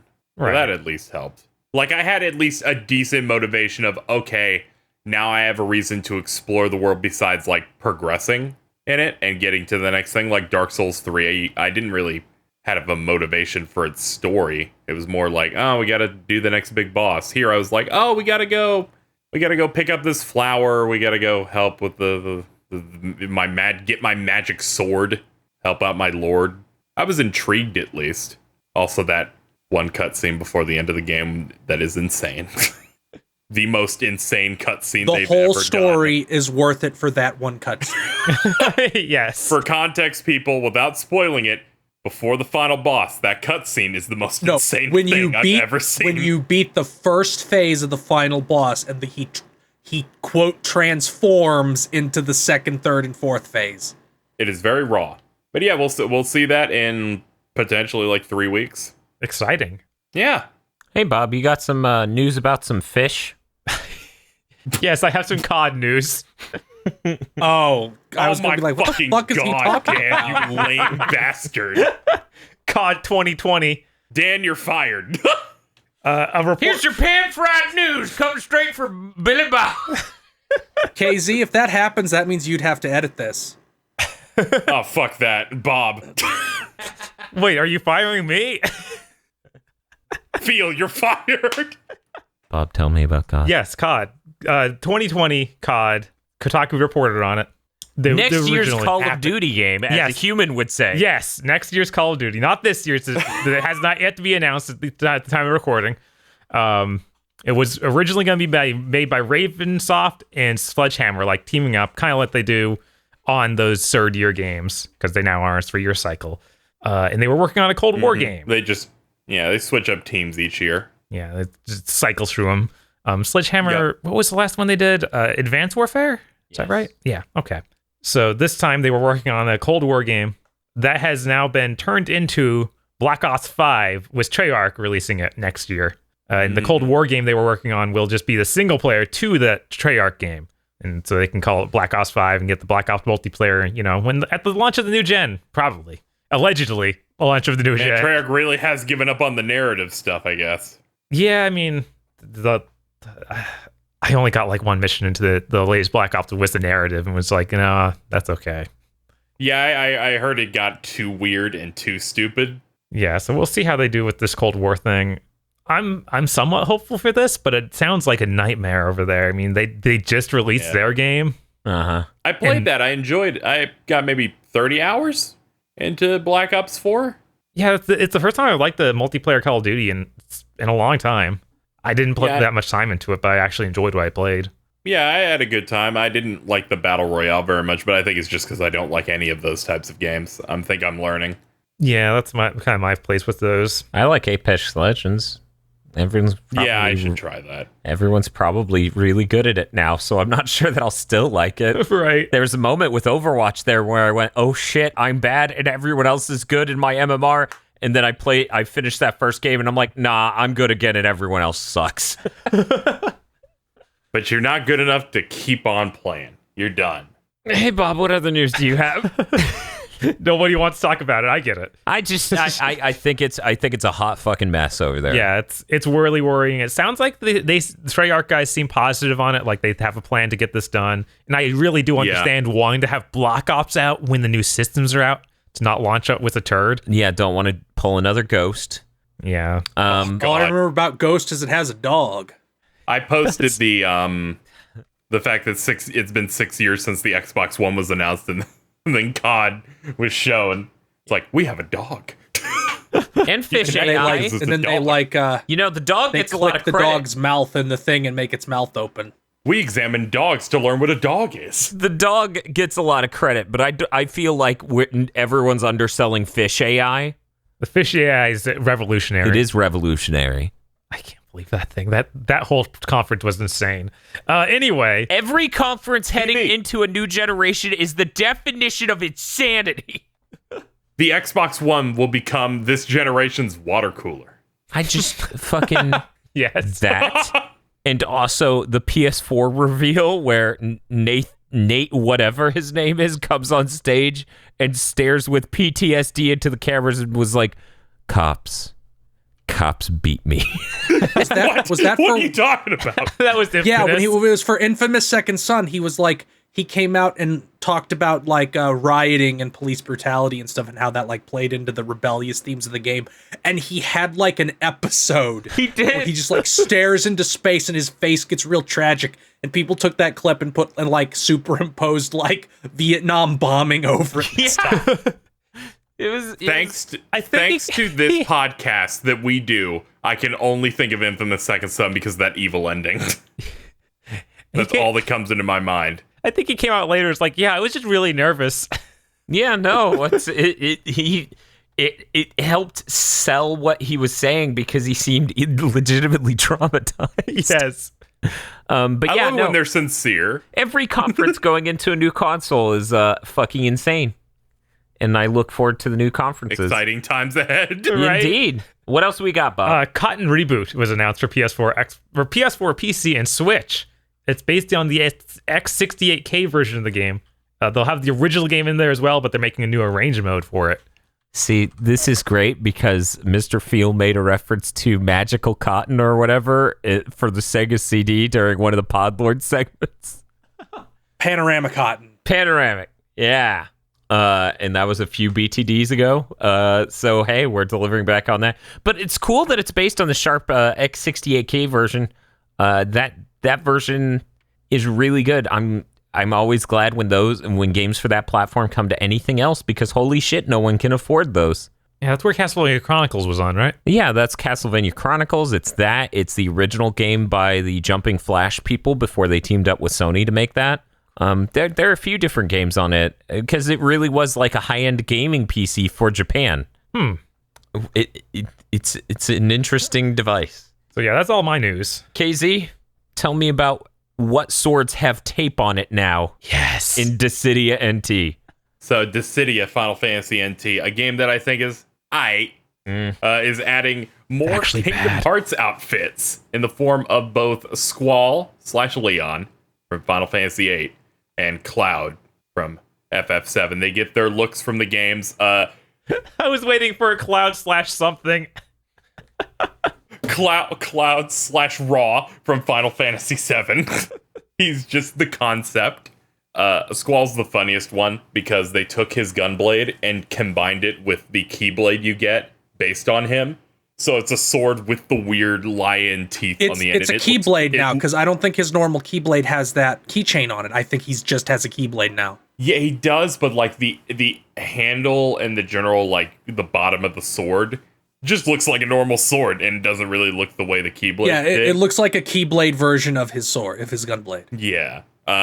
I think this is cool because Sephiroth already had his Kingdom Hearts outfit in Dissidia NT and has for a while. Huh. I hope they price that appropriate over here because the Japanese prices imply that getting both of these outfits and their accompanying weapons will cost you $24. Whoa. Holy shit. That's a lot. People did the exchange rate on yen and went, that's got to be a season pass with those, right? There's got to be something with that. I think that game's okay, but it's definitely a step down from the ones they did before in most areas. They really need to release a one-on-one version. Jesus. Yeah, that's all I want. Just get a one-on-one. Next gen, take the fucking game you made this gen, rip out all the bullshit team mechanics, and put an experience system in it, and just make Duodecim again. I'll fucking buy it. I will. So will I. Yeah, so something that really pissed me off about that game is, despite me being higher on it than I think most people I know, the fact you have to fucking level up to get story mode tokens, or else you can't play it. Yeah, it's the worst thing I've ever seen any fighting game do. Also, all the bosses in that game are really bad. You fight summons in that, and it's just a nightmare. So something that I noticed looking at these costumes, they don't look like shit, which you can't say about a lot of the models in Dissidia NT. Which makes me think these models weren't made for Dissidia NT. They were made by Square Enix and given to Team Ninja, rather than Team Ninja making the models like they did for a lot of characters, which makes why would they make those models, Phil? It's not like there's a Kingdom Hearts DLC coming out soon. Like, I don't want to have hope for that. That's my feel. You can't take that.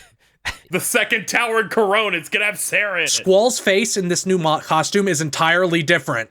I don't want to have hope for this specifically. It sounds like they want to move on to Final Fantasy stuff. At least one of my premonitions is coming true, guys. At least one. Yeah, they want to move on from Final Fantasy, except for the part where the next arc is going to have Square Enix properties more prominently. Will it?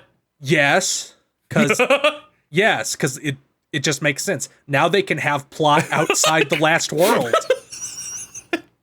Because Disney doesn't say no. I do like it. It's like, is it confirmed, Phil? Yeah, it makes sense. I feel like when here's our secret movie, it's 2 Square Enix properties. Like, that's pretty much confirmed to me. Close enough. True, the 2 properties. Allegedly, The World Ends With You and a character we just made. Yeah, allegedly the world ends with you. It's exactly that set. I do love in the interview when Nomura was approached about the 10-4 building from The World Ends With You being in that trailer. He just goes, no, actually, that isn't The World Ends With You.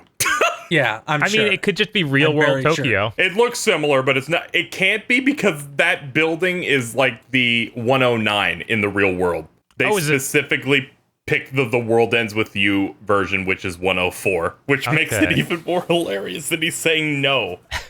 He just hates people who ask him questions. If you ask him something obvious, he's just going to fuck with you. Yeah, I can appreciate that. That's the Dissidia news. It went longer than I expected. So you got some Neo 2 news there? All right, so I've been very excited since last E3 when they announced Neo 2 during the Sony show. Like, I was like, please let this be what it is. And they've stayed quiet, aside from like little information of like, you can create your own character this time, and we're expanding on some stuff. Neo 2 got a trailer yesterday at the time of recording this, and they're starting a closed alpha, which I managed to sneak my way into through being an influencer. And, I got legitimate means over here. I just looked at my email. I tried to get in, but that rat bitch at Envignon on Twitter.com slighted me. I'm like, come on, dude, just hook me up. I'm that one person you know on this timeline that likes this game, but no, he has to fucking ruin my life. It's fine, I got it. They revealed the trailer and some gameplay. I haven't looked at much of the gameplay of it. I looked at the trailer for it. Some streamer posted 3 hours of it. It's basically the entire alpha. Jesus Christ. I've dug through almost all of that, like just skipping around. That game is nigh identical to the first game. Like all the menus, even looking at the trailer. Yeah, the trailer looked really similar. However, there's one a lot of thing, new special attacks and animations. And you have a devil trigger now, which has replaced the summoning your spirit animal. Right, but it's almost identical. It just looks different. Like it's the same exact thing. Looking at the trailer, they showcased a bunch of them, and it's like now you have like a bunch of summon swords that spin and hit the enemy, or you have warp teleportation dodges. You can summon 2 undead archers to shoot for you. That is a lot more than the Neo 1 stuff. Where it was your sword's better and you're stronger. Yeah, and you're invincible. You had somewhere that the dog jumped out and attacked and that sort of thing. It was very minor things, and I just feel like they definitely wanted to expand on the giving the player a panic button. It looks like where it's just unleash some stuff. That and some of the finishers they showed in the trailer had me excited because there's not enough games that are like it's going to be somewhat similar in a lot of ways, but we're just going to add some critical stuff to it. I don't switch things up. I don't feel like it's adding almost any. I'm gonna play this alpha a decent chunk. Yeah. But from the footage, it looks so close. Like they didn't even redesign any menus except for the skill tree menu. That's the only thing it looked like. Yeah, I just meant like at least there's like one thing that sets it apart enough for me. I'm someone who just doesn't. I don't necessarily need a lot of big changes. I bought Destiny 2. That's all you need to know. Right, and this looks like a Destiny 2 situation. But I did enjoy that, aside from the PvP changes they did that were bad, that they ended up having to walk back. I have to wonder if PvP is going to be back in this. I wonder what all they're going to do with that. Create a character is exciting. Was there standard PvP? There was. I thought there was only like the graves. They had ghosts. You could. They added it later, post launch. They added a. They added it post launch. Okay, I shot through it at launch and then never went back to it. Same. Yeah, I burned through all the DLC and whatnot, and except for the last one where the difficulty ramps up so much it's kind of ridiculous, and the loot system completely stops working. So I can never do that in Souls games. I can never go back to the DLC. I had a lot more fun with it than any Souls game DLC because there's actually legitimate story that takes place after the original game. You just go back and it's like, okay, it's about the Hanzo and whatnot. Oh yeah, the final boss in Neo 1 is one of my favorite last gen. Just here's this historical guy. Oh yeah, he's actually this eye monster. It was great. But yeah, I need convincing on this, which is this kind of feeling I had when they first announced it. Nothing excited me about it. So coming back a whole year later and it's like, it still doesn't look exciting. I only added one new weapon. That's the double hatchets. Hopefully there's more. Yeah, since I enjoyed the original, I'm just like, go good, more. Bob, what's that? Tecmo Koei has never been known to turn out a bunch of games without enough differentiation between them. So that way the genre or series stagnates. Never once. But I'm still hopeful. Dynasty Warriors goes open world. I will sacrifice my left nut if we could just get one good Dynasty Warriors game next gen. No, sorry, Dan. All the good developers are working on the spin-offs now because they got paid more for those. God damn it. Just make a Please good look forward to fucking Persona game. 5 Scramble. I am, actually. If you recall that episode of The Big Thing Dimension, I made jokes about how that was the good game that was announced. That was the important announcement. Yeah. Good timeline. You want to play a good Warriors game? Go buy Pirate Warriors 3 and plays all the One Piece characters you don't know who they are. Never. I will never buy a One Piece game. Holy shit. I bought that. seems It really needs a dub. It, like all Dynasty Warriors games, not having a dub is so painful. But they'll just never do it. Except for Battle Stadium DON. I mean, why buy another One Piece game when you have the best? Oh no. Oh my. What's the next fucking news? Apparently, there was some drama with the Epic Games sale. So Epic Games started their big mega sale. They didn't ask any of the companies that they were selling these games if they could put them on sale because everyone at Epic is fucking stupid. They don't even have a functioning shopping cart. Hell yeah, they're stupid. Their logic, that was another part of it, was apparently if you buy too many games during their mega sale, they flag your account as fraudulent because you're making too many purchases too fast. But the bigger part of this to me is how fucking funny it is that they were just like, we paid the difference. Why should this company care that we're putting their game on sale a year before it's out? Yeah, actually, Gearbox made it out the best on this, didn't they? They really got a great end of the stick there. Especially since Randy Pitchford promoted it before they took it down. Oh my god. Oh no. Another big part of it was they sent somebody else's personal information. So they're now at the same level as Bethesda. Yeah, somebody was like, hey, according to the CDPR, which is a thing over here in Europe, you have to give me all of the information you have collected on me as a person. They said, okay, and then sent it to some random asshole. Oh my god. Epic. Why? And then the guy they sent it to was like, don't worry, I already deleted it.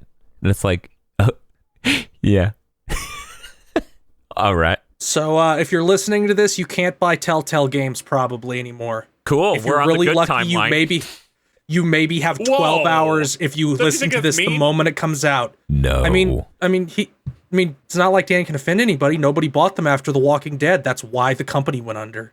But feel those games reviewed well for the most part. They must be good instead of just dumb storyline simulators for fucking babies. They're all going away forever on Monday the 27th. You know what would make me respect Telltale games, Bob? What's that? If their animations didn't look like the lowest fucking tier. You know that CGI Garfield cartoon? That is better animated than any Telltale I mean, game. that Adult Swim show that you were watching a few days ago. You where mean Xavier Renegade Angel? Yes. Yes, that is What? made better than fucking...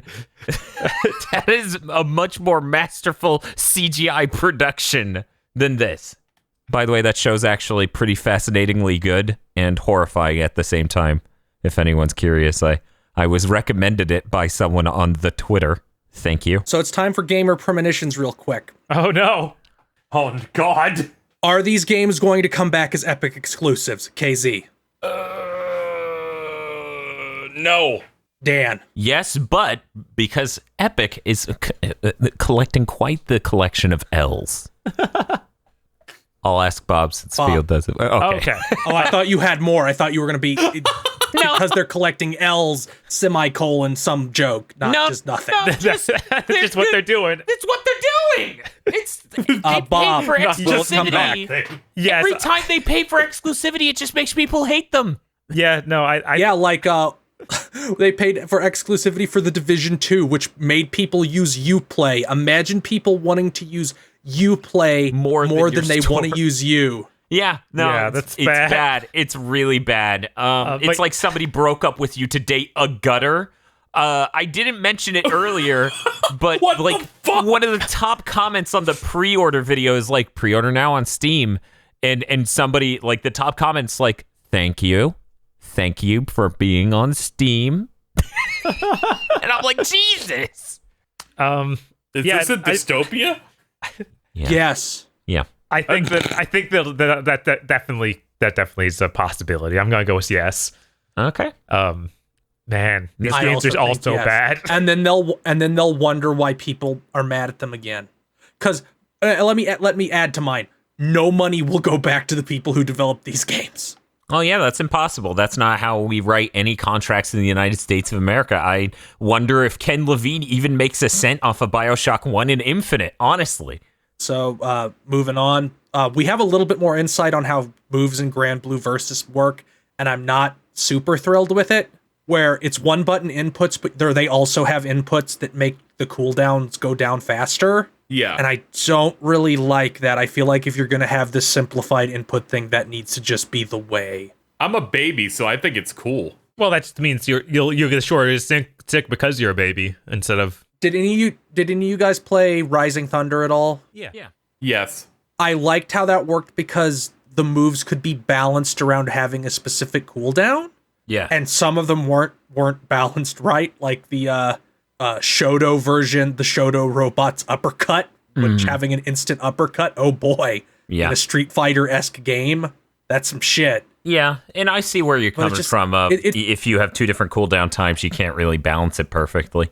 So a player that's a little bit better can, if they're throwing fireballs in neutral, they get a fast cooldown, and then if they need their instant button in a combo or whatever, they can do that. And I'm like, I'd be fine if they had just not had more advanced inputs. I feel like if you're making your beginner game, you probably shouldn't give better players an advantage. Yeah, a mechanical advantage. So that's all I had to say about it, because there wasn't any more news. I just learned how it worked. We're skipping the Lords of the Fallen 2 thing because this has gone on long and I don't care about it. Good choice. GameStop basically announced that they're taking an L, which is that they're making the pro That was membership weird. terrible. Oh, how are they? Like, their announcement was the pro membership is shitty now. Instead of getting 10% off used games, you get a $5 coupon every month. So they don't carry over. You have to use it that month. So basically, you have to make a purchase at GameStop 12 times a year to get the full benefits of the membership, and it's increasing to $20 a year. Is that fully announced yet? I don't think there's. There was a bunch of articles about it, and it's just like, that's not good. I'm not going to re-up mine now.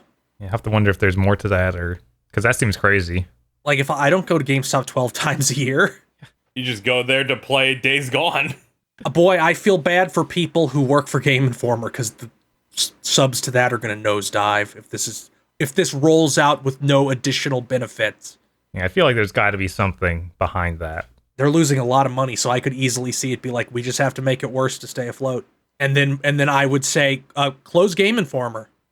Funny thing that you mentioned that. Actually, the Video Game History Museum actually is doing an archive process right now of the past, what is it? It's like a ridiculous number of years, 25 years of Game Informer, where they're uploading all of their assets and backing them up from zip disks and old printouts. So that way it's memorialized. And that's really cool, because like that's the whole point of that foundation. The whole point of that foundation is to dig up press materials from yesteryear and make sure it's saved in a good format. One of the examples they showed was like in the magazine from all we had on the internet before was this really terrible print that was weathered from an old magazine of a tiny image. And because of their archival process, they were able to get the full, like, insanely high-res print image directly from the developer that was sent to whatever magazine it was that time. That foundation's really great. Let me make sure I said their name right. Yeah, that's important. Yeah, it's a little important. But yeah, so I think it's really cool that they're doing that now. I'm not saying Game Informer's going to go under. That feels bit, but Anything could happen. I mean, I don't think it's going to go under like right now. I just think people are going to stop doing the pro membership, so it will cease being profitable to keep I running. think the online Informer. component is getting bigger and bigger all the time. I think all things are impermanent. So I don't think any online publication is getting bigger right now.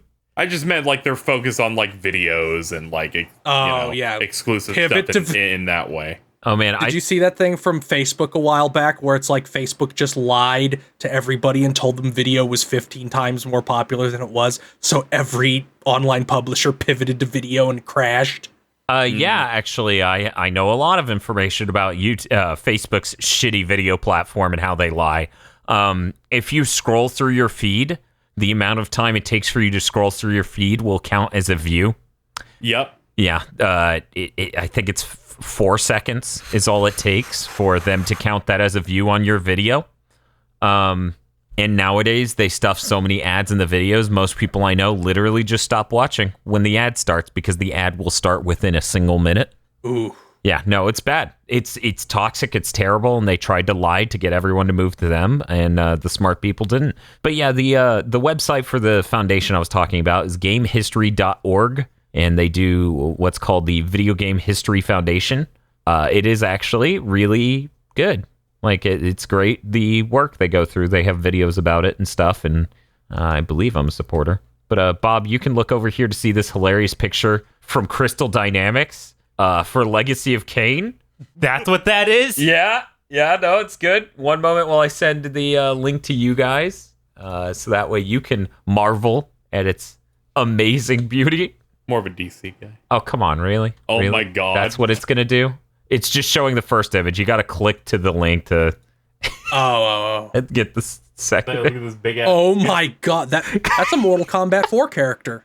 It might as well be. And see, that's the thing. Like, you get to see that full image nowadays because they're going in and doing proper archival of the original Oh asset. god, he just has random kanji on his armor. That's Oh cool. my god, you're right. And it repeats, so it can't possibly mean anything. I Right? just thought of it. that's- Wow. That's delightful. But yeah, they've got a bunch of volunteers and stuff out there helping them for that. And what was it? They recovered a ROM, the SimCity NES prototype. So that was released because of their efforts, actually. For those who don't know, Nintendo was actually making SimCity for the NES. And at the same time, they were doing Super NES, and then they just axed that to pretend the Super NES was the only platform powerful enough, I guess. It's a Star Fox 2 situation again. Right. And this is when someone in the comments will be like, actually, Dan, Star Fox 2 was canceled because the PlayStation 1 was out, and the Sega Saturn was out, and Nintendo didn't want to look bad. I'm like, yeah, no, I was simplifying. Super Mario Bros. 2 was originally known as Doki Doki Panic in Japan. Super Mario Brothers 2 in Japan was known as a bad game. Do you have any facts you want to tell me about Puck-Man? No, His name is Fuckman. That's too shallow. I mean, it's not shallow enough. So Sony's been doing pretty good recently. They're everything they're showing the PS5 looks very impressive. Apparently, they've decided they need more L's. So they're doubling down on movies, that field where they've always failed forever. Well, yeah, this I'm is pumped. going to be the new turn. You know, Sean Layden is in control of this, and he's going to be able to whip up proper green lighting of decent scripts because the people at Naughty Dog, like Christoph Balestra and Neil Druckmann, were tired of them not turning out a functional script of The Last of Us or Uncharted after almost a decade of trying. They're going to make this work. It's going to happen. Do you guys remember that they made a special opening for PlayStation movies that only showed in front of the Ratchet and Clank movie, which fucking tanked? Oh, man, I didn't know. I didn't know the Ratchet and Clank movie tanked. I didn't see it. My local Ratchet and Clank fan didn't see it, so I guess I should have assumed. Yeah, it did not. I think it did like 13 million. Come on, Bloodborne movie. Let me actually see how much money it made. Budget $20 million. Box office 12.8. Oh, Oof. Hey, at least it was a low-budget movie. This is their chance. Infamous. Get that superhero money. Dude, Infamous would do great. That's how I know they won't do it. They're too busy trying to do Uncharted, which is like a fucking Indiana Jones knockoff. Would it do great? It would do great. So THQ Wait, Nordica, they have wait. Did Field just say, would it do great? Yeah, of course it would. It's about a rebellious youth who gets superpowers and blows up cars. and Yeah, his but grandma. Dan, it doesn't have Marvel. And his It doesn't have grandma! Marvel. It does not have Marvel at the start. It's a superhero movie that Didn't doesn't Aquaman have make Marvel $1 at billion? the start. That has DC at the start. This will have neither. So there won't be a built-in... Oh, wait, Dan's insane. So I was going to say there won't be a built-in group of insane people who will go see it, but Dan proved me wrong by existing. Dude, I'm fucking gonna go see the Sonic movie. I think it could do okay because, movies can do well even if they're not. Not Sony movies. Except Jumanji, weirdly. Jumanji made like $1 billion. There you go. Owned. Take that, boomer. The Rock is in it. That's why it made that much. Oh, Anyway, yeah, that's right. The Rock and Jack Black. Yeah, but think about Infamous, this. the movie, Rock, they have Jack the Black Rock in playing his Infamous. fat friend. that would be incredible. But yeah, no, if they make an Infamous film, I guarantee it's going to be the... I'm trying to think what's the most successful video game movie, and no, Wreck-It Ralph does not count. I think financially it has to be Assassin's Creed. No. It's going to be that Detective Pikachu. Yeah, it's thing, the I Detective assume. Pikachu Oh, now. right, there we go. Now, we live in a post-Detective Pikachu world, so yeah, of course it's that. How well did that do? Anyway, I think it's going to be the second best performing video game movie if an Infamous film comes out of Sony. Maybe third Just best. They're making another Doom, aren't they?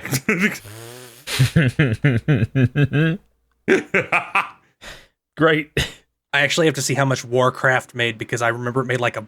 Yeah, Oh, yeah, Warcraft China. is the biggest one because of China. Because of China. I thought it would bomb everywhere, Well, and if then the China numbers Detective came in. Detective Pikachu makes $150 million more, it will top Warcraft. That seems like a slam dunk. You know, Detective Pikachu could be fucking awful and still be better than the Warcraft film.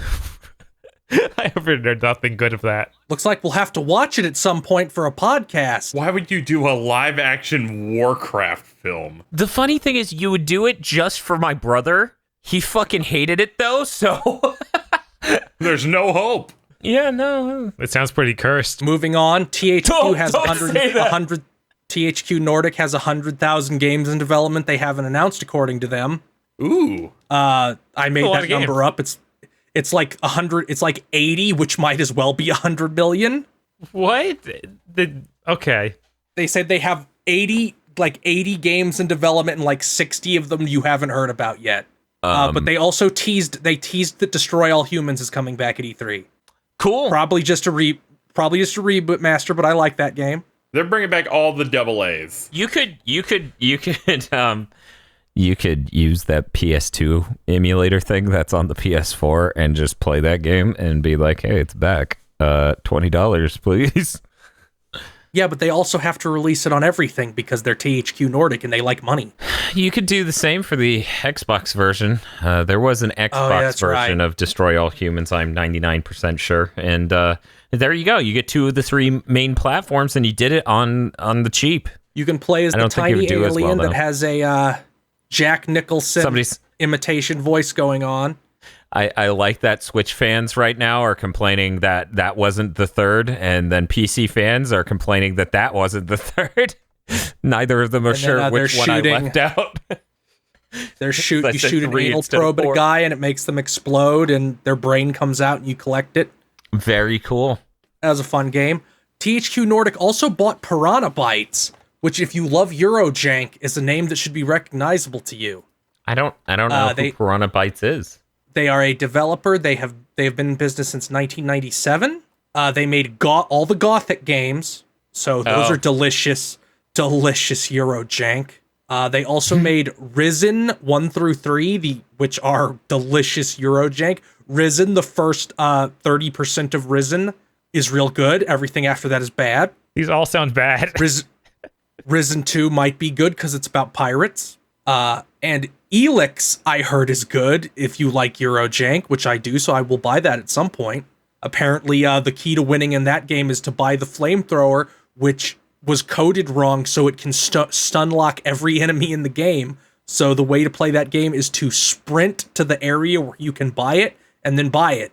So, for those who don't know what LX or Elix is, it stands for eclectic, lavish, exhilarating, and xenial. That was a new word. Well, I don't know what xenial is, so I was reading that while trying to say exhilarating, and I lost my mind. Isn't that a place from fucking Chrono Trigger? Xenial?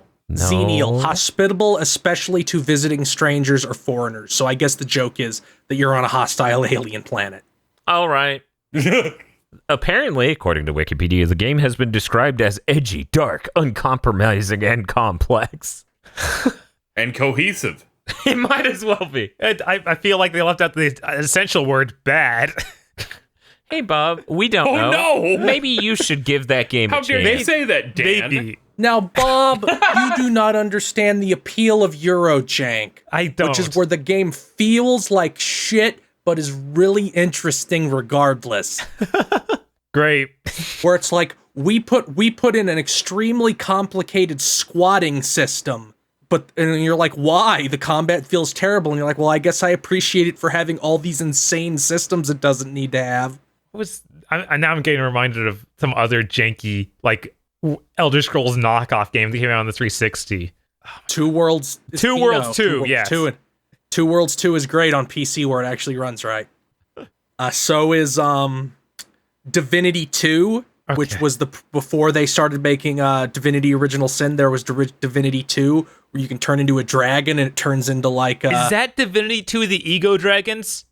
I've never heard the phrase ego dragons. I just know you turn into a dragon in that game and can fly around and melt things. Did they make YouTube rants? Like, what are the ego dragons? I could have sworn that's what the 360 release was called, and we played it in a quick play ages ago. Yes, it was subtitled Ego Draconis. Oh, okay, Draconis. Oh, that was the quick play I fucking passed out yes! during. Cool. It's a great quick play. Apparently there was an expansion that I've never played, so I might have to try that. Man, that was an era of quick plays where I think I passed out during 3 that year. It's just me and Aggro trying to make conversation while Dan is asleep. Yeah, you could tell I just stopped saying words. It's good stuff. And last on the news, Rutro Nipponichi Software, Yeah. they can't pay their employees. Phil, if you keep making these headlines sound this ridiculous, I'm gonna start editing in siren sounds. Please do. I'm getting excited. They have to put out a special kind of stock, which is like, our stock is real cheap now, so because we can't fucking pay our employees, please buy our stock so we can pay them. Oh boy. Yeah. It's going to be weird when Nipponichi Software America is still around and the original company is gone. That I imagine they'd consolidate into one company before that I happened. really like Disgaea, so this bums me out. I feel like their problem is, first of all, they don't know how to make a mobile game, but they keep trying. Yeah, that one launched and then unlaunched within a week. Like here's how you make a Nippon Ichi Software mobile game. You just rip out your own soul and make a gacha game. Just make a fucking gacha game. Have the worst gameplay in the world, but you can pay money for JPEGs. It works. They have a lot of JPEGs. They do. They have more than most companies. But I imagine that what would happen if things got really bad is they'd consolidate with their American branch. Because the American branch has made more money than them for like 15 years anyway, because they've never made that much money. They've also been making a lot of weird stuff that wasn't Disgaea, and everybody who made the original 4 left, which might be why D2 and 5 are not exactly the heights of the series. I actually really liked 5. I do really like D2 5. Looks appealing in any way, though. D2 is terrible. D5 says you have to defeat the evil Void Dark. And I'm Yes, Void Dark is raw. His design is great. The protagonist, Killua, is great. Killua. It's just it's like a demon martial arts story. It rules. It does. I had to switch on the Japanese voices because they got YouTubers to do the voice acting, and it's very obvious in a bad way. No, it's fine. I didn't notice. Can you believe that they've been making more money than their Japanese counterpart? No, it's not that they're hiring YouTubers. It's that some YouTubers are getting careers in video games in general. And yet somehow I still languish in the darkness. The reason they're more profitable is because they got to publish Danganronpa, which sold a lot. Yeah, it did. Also, they get to publish Persona in Europe. Oh, wow. But they're going through a rough patch. I hope they don't die, because I do like Disgaea, and I would like to see 6 sometime. You remember what they said when 5 was coming out in Japan? Where they went, No. We know we're launching in the same week as Bloodborne, but you should buy both games. Yeah. And then they launched on the Switch and got the sales they were supposed to and went, oh, thank God. Yep. I hope that they do okay. I really liked some earlier Disgaea games, and They can't die until I get Disgaea 3 on PC. I need that. Oh yeah, you really like that one. They need That's to make my that favorite game one. with, That is correct. With what's her name? The one who they keep teasing a game for the last 15 years for. Yeah, that was the mobile game. That was going to be her game. Asagi, that's it. That's fucked up. It is. It's like, how can this is too real now by making those jokes. Yeah, they did. They just caused this to happen. Yep. Actually, I think her game was the one that they had before they even tried to make this that they closed. Makai Wars. That was her game. And then they fucking canceled it to make Disgaea mobile RPG. Yeah, I don't like. It's been a long time since we had a full release from Nippon Ichi. Like, I think that No, game, they're releasing. No, they release stuff constantly. It's a lot of who? Yeah, it's a lot of small stuff. It's all like I said, the one I played the other week, Blind Prince. I don't think they developed that. I think that was the American company. Was it? But they released like let me look at the dates here. Yeah, like they released Labyrinth of Refrain just last year. What? Which was a big like a dungeon crawler, I think. It's like a dungeon crawler with and then there was they released Labyrinth of Refrain, they released another Cladden game. They released that horror adventure game, Yomawari Midnight Shadows. They re-released. Yeah, there's a bunch of re-releasing things. I don't. The point is they've been releasing stuff. It just hasn't been Disgaea, so nobody has cared. Right, it hasn't even been in the template of Disgaea. Like on the PS2, we got tons of really cool offshoot Disgaeas. Like they released Labyrinth of Refrain last year, and then the year before that they released The Witch and the 100 Knight 2. God, how did that ever get approved? And then they released something before that. Oh God, I'm forced to remember the Awakened Fate Ultimatum now. Ugh. That game was at least hilarious. Anyway, they've been releasing stuff. It just hasn't been anything anybody bought. It won't be long until they make Disgaea D3 and drag up that fucking Roach kid again. It's like, you're the only thing that makes us money, kid. Go out there. Larharl's got this. He has the same voice as that one Digimon guy, and still to this day has that same voice, which is good. But that's all the news. He's the main dude in Fooly Cooly. So Dan, what you got going on in the next week? Oh no, Dan is dead. He's out of the room, isn't he? No, he's still here. Move him a little bit. Well, I'm really glad you asked, Mr. Field. Yesterday, we did our live stream of Portrait of Ruin, which is a really great Metroidvania, Igavania. If you guys haven't seen that, go back and watch that live stream. It's pretty good. And of course, we're going to have more videos come out along the way. We've got Order of Ecclesia coming up. We got Dracula X Chronicles, the 3D, remake of the original Rondo of Blood. We got the PSP Maria mode for that. And then we've got a bunch of random things to round out the end of the month. The Bloodstained games. We got Super Bomberman R with its Simon Belmont. We got Smash Ultimate with its Castlevania Classic playthrough. It's just the end of the month actually has some really nice stuff, which it didn't used to back in 2013. So I'm really glad that a few things came out since then, including the Bloodstained Beta and Curse of the Moon, to make the end of the month a much sweeter pill to swallow. It was kind of like Mega May before Mega Man 11 came out, where it's just like, oh no, at the end of this month is Mega Man 9 and 10, and Legends 3 doesn't exist, and X8 is here. Wait for Red Ash. Yeah, about that. One of the comments I saw on the mobile game getting announced with KG involved was, wait, where's Red Ash? That made me laugh. Dead in a basement. Yeah, no, there's an unmarked grave under the cement in level 5's basement. That's where Red Ash is. Now they buried it in that Chinese company. We got a magic circle on it to keep the spirits from getting. And of course, everyone needs to look forward to the most important premiered video of this month. The completely unedited live premiere Judgment Day video, which comes out on the 31st, wherein Bob and I, over the course of way too long, need to order the rank of every single Castlevania game we played this month. I think Dawn should be higher. Luckily, KZ isn't involved. I'm really excited about that. No. You have no idea how excited I am for that death episode. I think our themed months in the future should feature guest lists, Bob, kind of like Giant Bomb's end of the year stuff, game of the year stuff, where people get to write in their own lists. Okay, yeah, that makes sense. I think that would be really neat to do. And I hope, that other people we know who do good content aren't insanely busy the next time we do a themed month, so that way we can do a bit more crossover stuff, you know?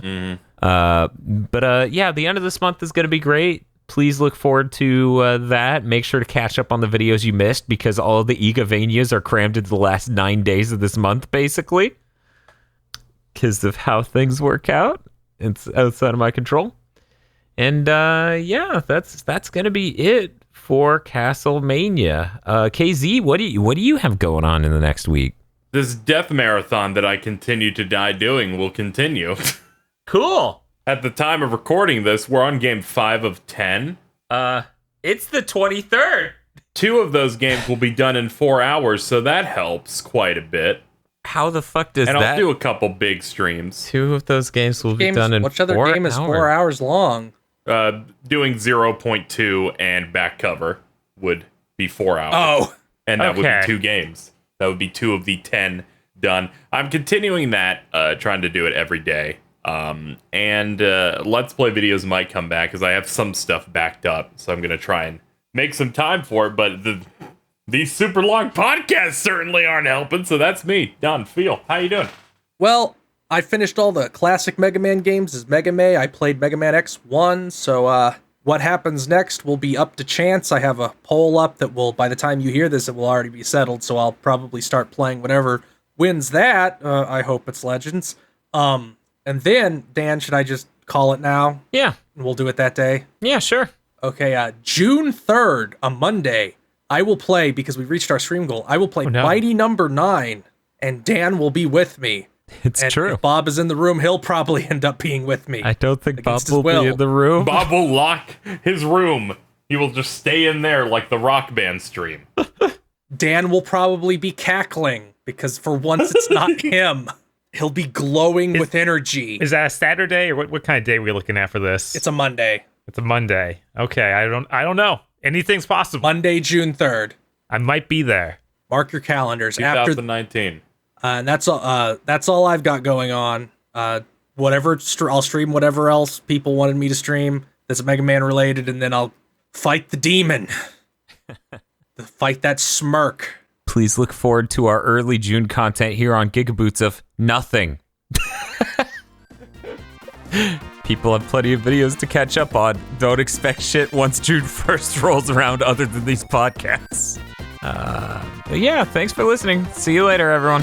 Thanks for listening to this episode of Big Think Dimension. This show, like our other podcasts, is only possible with the generous time our co-hosts have given to us and the equipment we've bought to make it higher quality and easier to produce. Please consider supporting our podcast series on our GigaBoots Podcast Patreon, and look forward to more gamer premonitions and Big Think Dimension in the future.